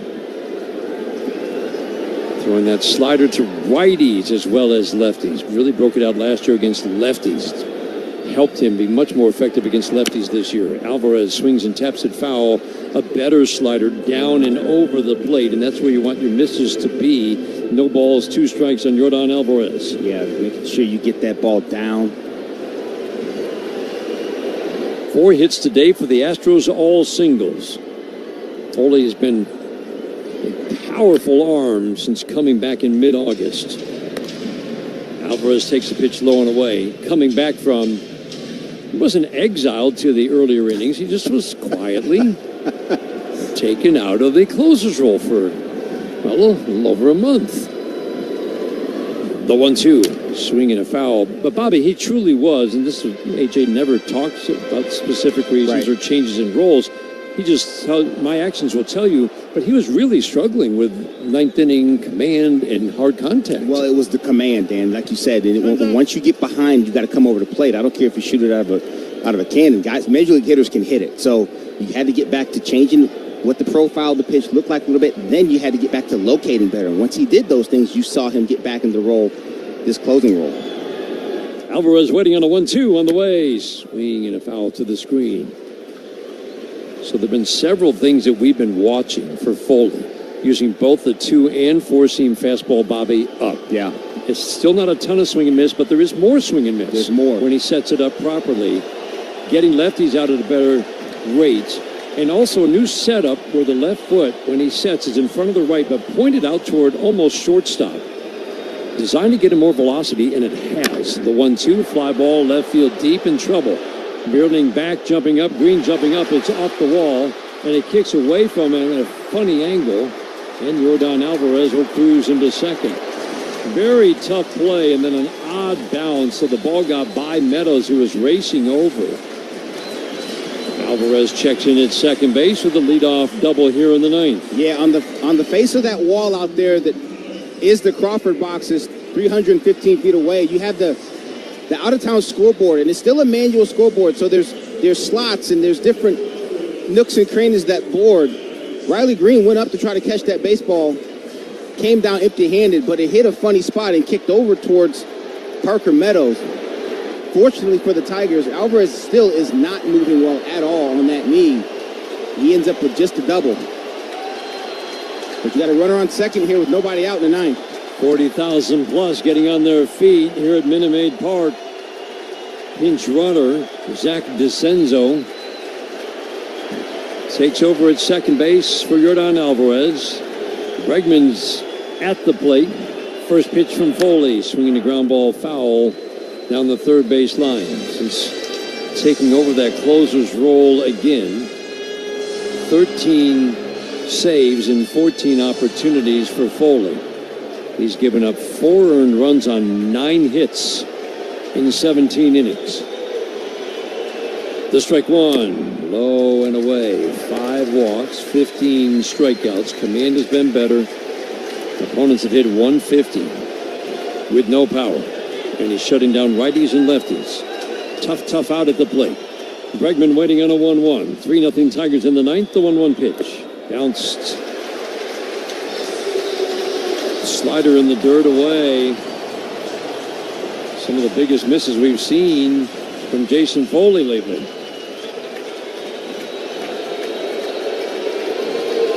Bregman upright stance, kind of bends slightly at the waist, extends the hands away from the right shoulder as he cocks the bat over. Ground ball up the middle, diving, stopped by Sweeney, and no play. It'd be an infield base hit. It saved the run. But now the potential tying run steps to the plate. Well, that's an excellent play up the middle on a hard ground ball by Sweeney. Bregman pounded that ball on the ground. Sweeney was able to save the run, but now you got runners on the corners. And that's going to bring Tiger pitching coach Chris Fetter out to the mound.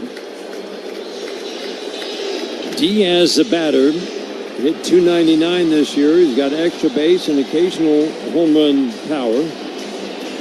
Really nice bat-to-ball skills to have out of your number one catcher especially.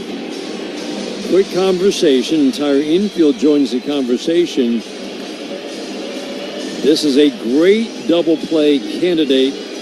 And Bobby, it just feels like you've got to attack him with that good sinker. He led the American League grounding into 22 double plays. Yeah, absolutely. I mean, regardless, even if he wasn't at the plate right now, you go get him with your best stuff. Whatever your best stuff is, you attack him with that. Fortunately for the Tigers, Jason Foley's best stuff is that power sinker. Pound one in the dirt right here. Diaz, the right-handed batter, first pitch. Sinks the fastball at 98 for a called strike one. 0 for 2 for Diaz today. Line out off the glove of Skubal, who ended up throwing him out at first. A walk and a strikeout. Runners at the corners and nobody out. Outfield shifts to the right on Diaz. The strike one. Make it strike two. He filled up the strike zone with 98 away. Good location of that fastball. Started off the plate, comeback sinker over the outer edge. Another one, top of the zone here, Jason. Foley sets, holds the glove at the letters. Pauses the beat. The 0-2, swing and a miss. Got him with a slider down and away. Did he get a piece of it? No, he did not get a piece of it. Not a chance. No way. Home plate umpire Tony Randazzo conferring with Jordan Baker. No. Foul ball? Foul ball. A.J. Hinch is going to come out. Bobby, no, he missed it completely. What makes you make that call? Go old school and look at the ball. Look at the ball. There's a mark on it. Clearly he did. If there's not, then there's no chance. That's a really big call, and I don't. You have to hear something to make you think there was a foul. He swung and missed at a slider off the plate away. Wow. He should be out. Wow. That's a big missed call. Bit of a stunner. Again, and 0-2, swinging a ground ball right side and a base hit. DeCenzo in. Bregman stops at second. Astros are on the board, now trailing 3-1. Jason Foley went after him again with that sinker. and really and truly jammed Diaz pretty badly. It's a 36 hopper through the right side. McKinstry was up the middle, where they play most right-handed hitters now, and just snuck through the right side for a base hit. Jeremy Pena steps to the plate. Also a good double play candidate, even though he runs well. First pitch is off the plate inside. Sinker misses at 97, ball one.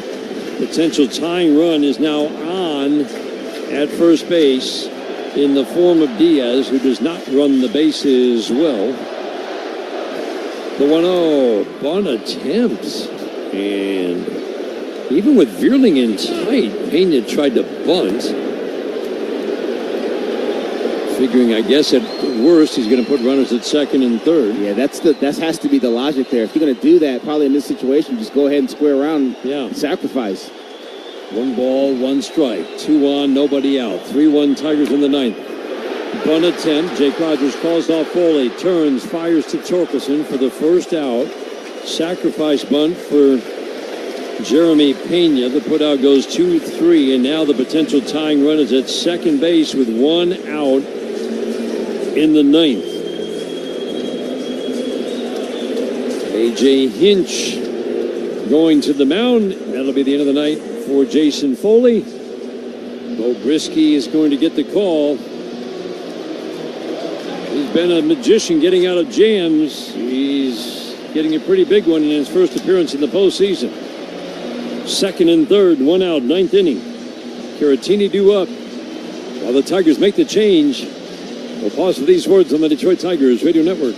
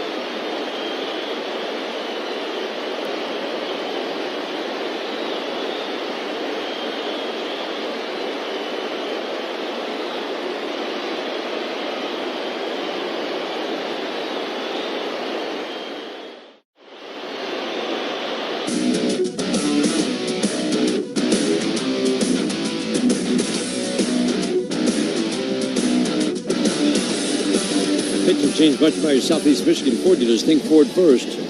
Victor Caratini, switch hitter who will bat lefty, will face the new Tigers pitcher Bo Brisky with runners at second and third in the ninth inning. Tigers clinging to a 3-1 lead. Second and third and 1 out. Yeah, Brisky, again, a number of roles for the Tigers. Been part of that late and close crew. 4-seam, 2-seam, change-up slider. First pitch to Caratini. Fastball up and away. Brisky has done an excellent job stranding inherited runners this year. Only 3 of 18 have scored. The 1-0, swing and a miss. Terrific changeup. Caratini fell across home plate after the swing and miss. 1 ball, 1 strike. That changeup's been such a good weapon for him all year, especially of late. His fastball's ticked up in velocity. He'll sit about 96 miles an hour, but we've seen 7s and 8s and occasional triple digits from Bo of late. That last changeup, 87 miles an hour.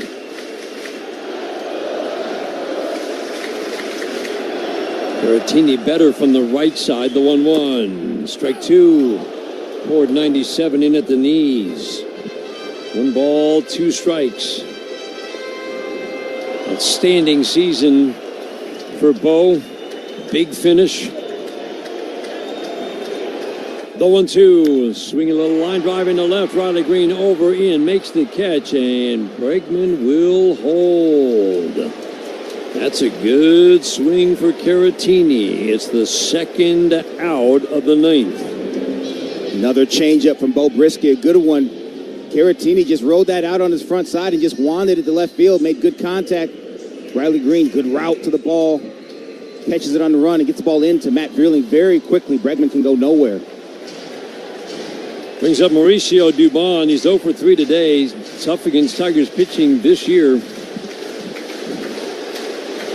Brisky works over on the third base side. First pitch, low and away. Slider misses, ball 1. Very aggressive hitter at the plate. He's a contact hitter who will not walk. At 269 this season. Single could tie this game. Likely would. The 1-0, swinging a slicing foul out of play. Well back down the right field line, but remember it is Diaz still at second base. And he is not the swiftest afoot.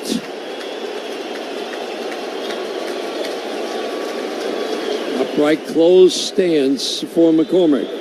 Swing in a soft tap foul. I said Dubon. This is McCormick, who came into the game as a defensive replacement.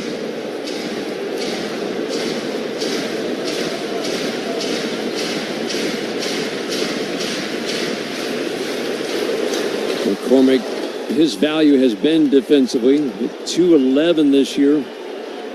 Again, another aggressive hitter with plenty of swing and miss. Astros down to their last strike. Brisky sets. The 1-2, swinging a high, slicing foul out of play. We'll do it again. This is a guy you really do want to power, Bobby. Yeah, he just threw a fastball in, inner third there. McCormick fouled it off down to right field side, just over the first base dugout. He's late there. If you go upstairs, you probably can get him to swing through it. Brisky sets. The 1-2, bounced. Hit up to home plate on the changeup at 92. Great block by Jake Rogers. That was excellent. Jake got out there, put his whole body in front of that one, killed it right in front of the dish. Really hard to do. Easier on breaking balls because you anticipate the spin a little bit. On changeups and fastballs, really difficult. McCormick waiting. The 2-2, swing and another foul out of play. 100 down and away. That's a heck of a foul. Well-executed pitch by Bo Brisky. That's down and away from McCormick.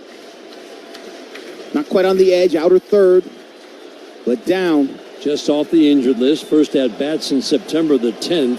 Brisky sets. Again, the 2-2. A little bit low. Slider bounces. Jason Hayward is waiting on deck, but this is the batter right here. Weak hitter at the plate. Had a rough year. Brisky on the rubber, steps off.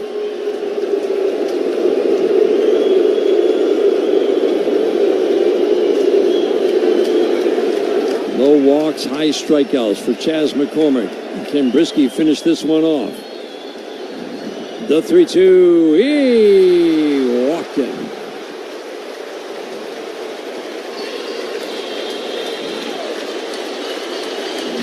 Went with the two-seamer away from him. Perhaps trying to run it back over the outer edge. Instead, he yanked it a touch. Down and away from McCormick for ball 4. Loads up the bases with that base on balls, and that's going to bring Tiger pitching coach Chris Fetter to the mound. They're going to talk about it. Jason Hayward, the batter. He's got plate discipline, doesn't chase. Doesn't strike out a ton. It's been a tough year in the batting average department, but he's provided some power since the Astros picked him up in a reserve role at the end of August. Still a fine defender. This is a threat. Standing at home plate.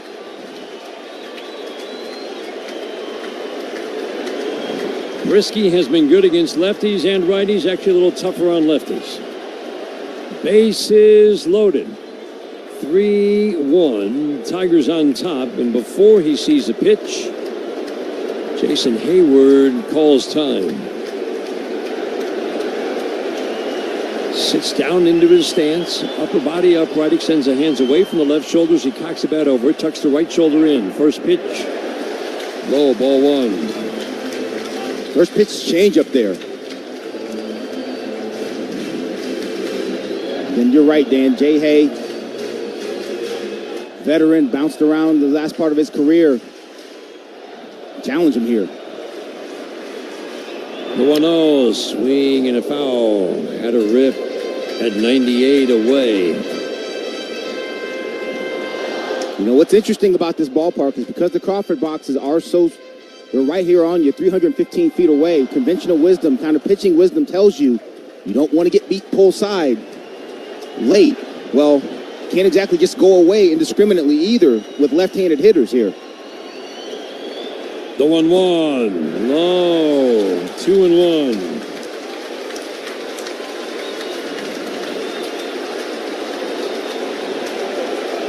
Everybody on their feet, 40,000 plus here at Minute Maid Park.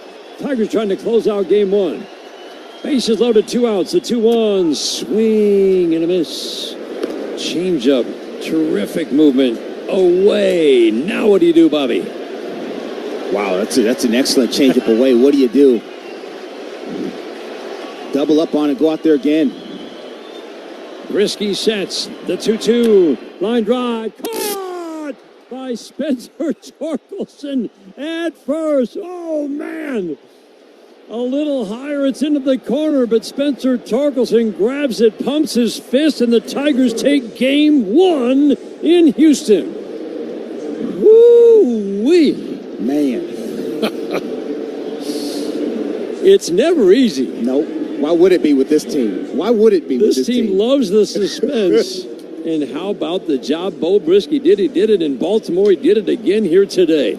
Tying runs on at second and third with 1 out. That's the jam he inherits, and he gets out of it. Our final score, Tarik Skubal lead 3-1 win. At Comerica Bank, we're creating opportunity for small businesses to make it big. Big like hearing your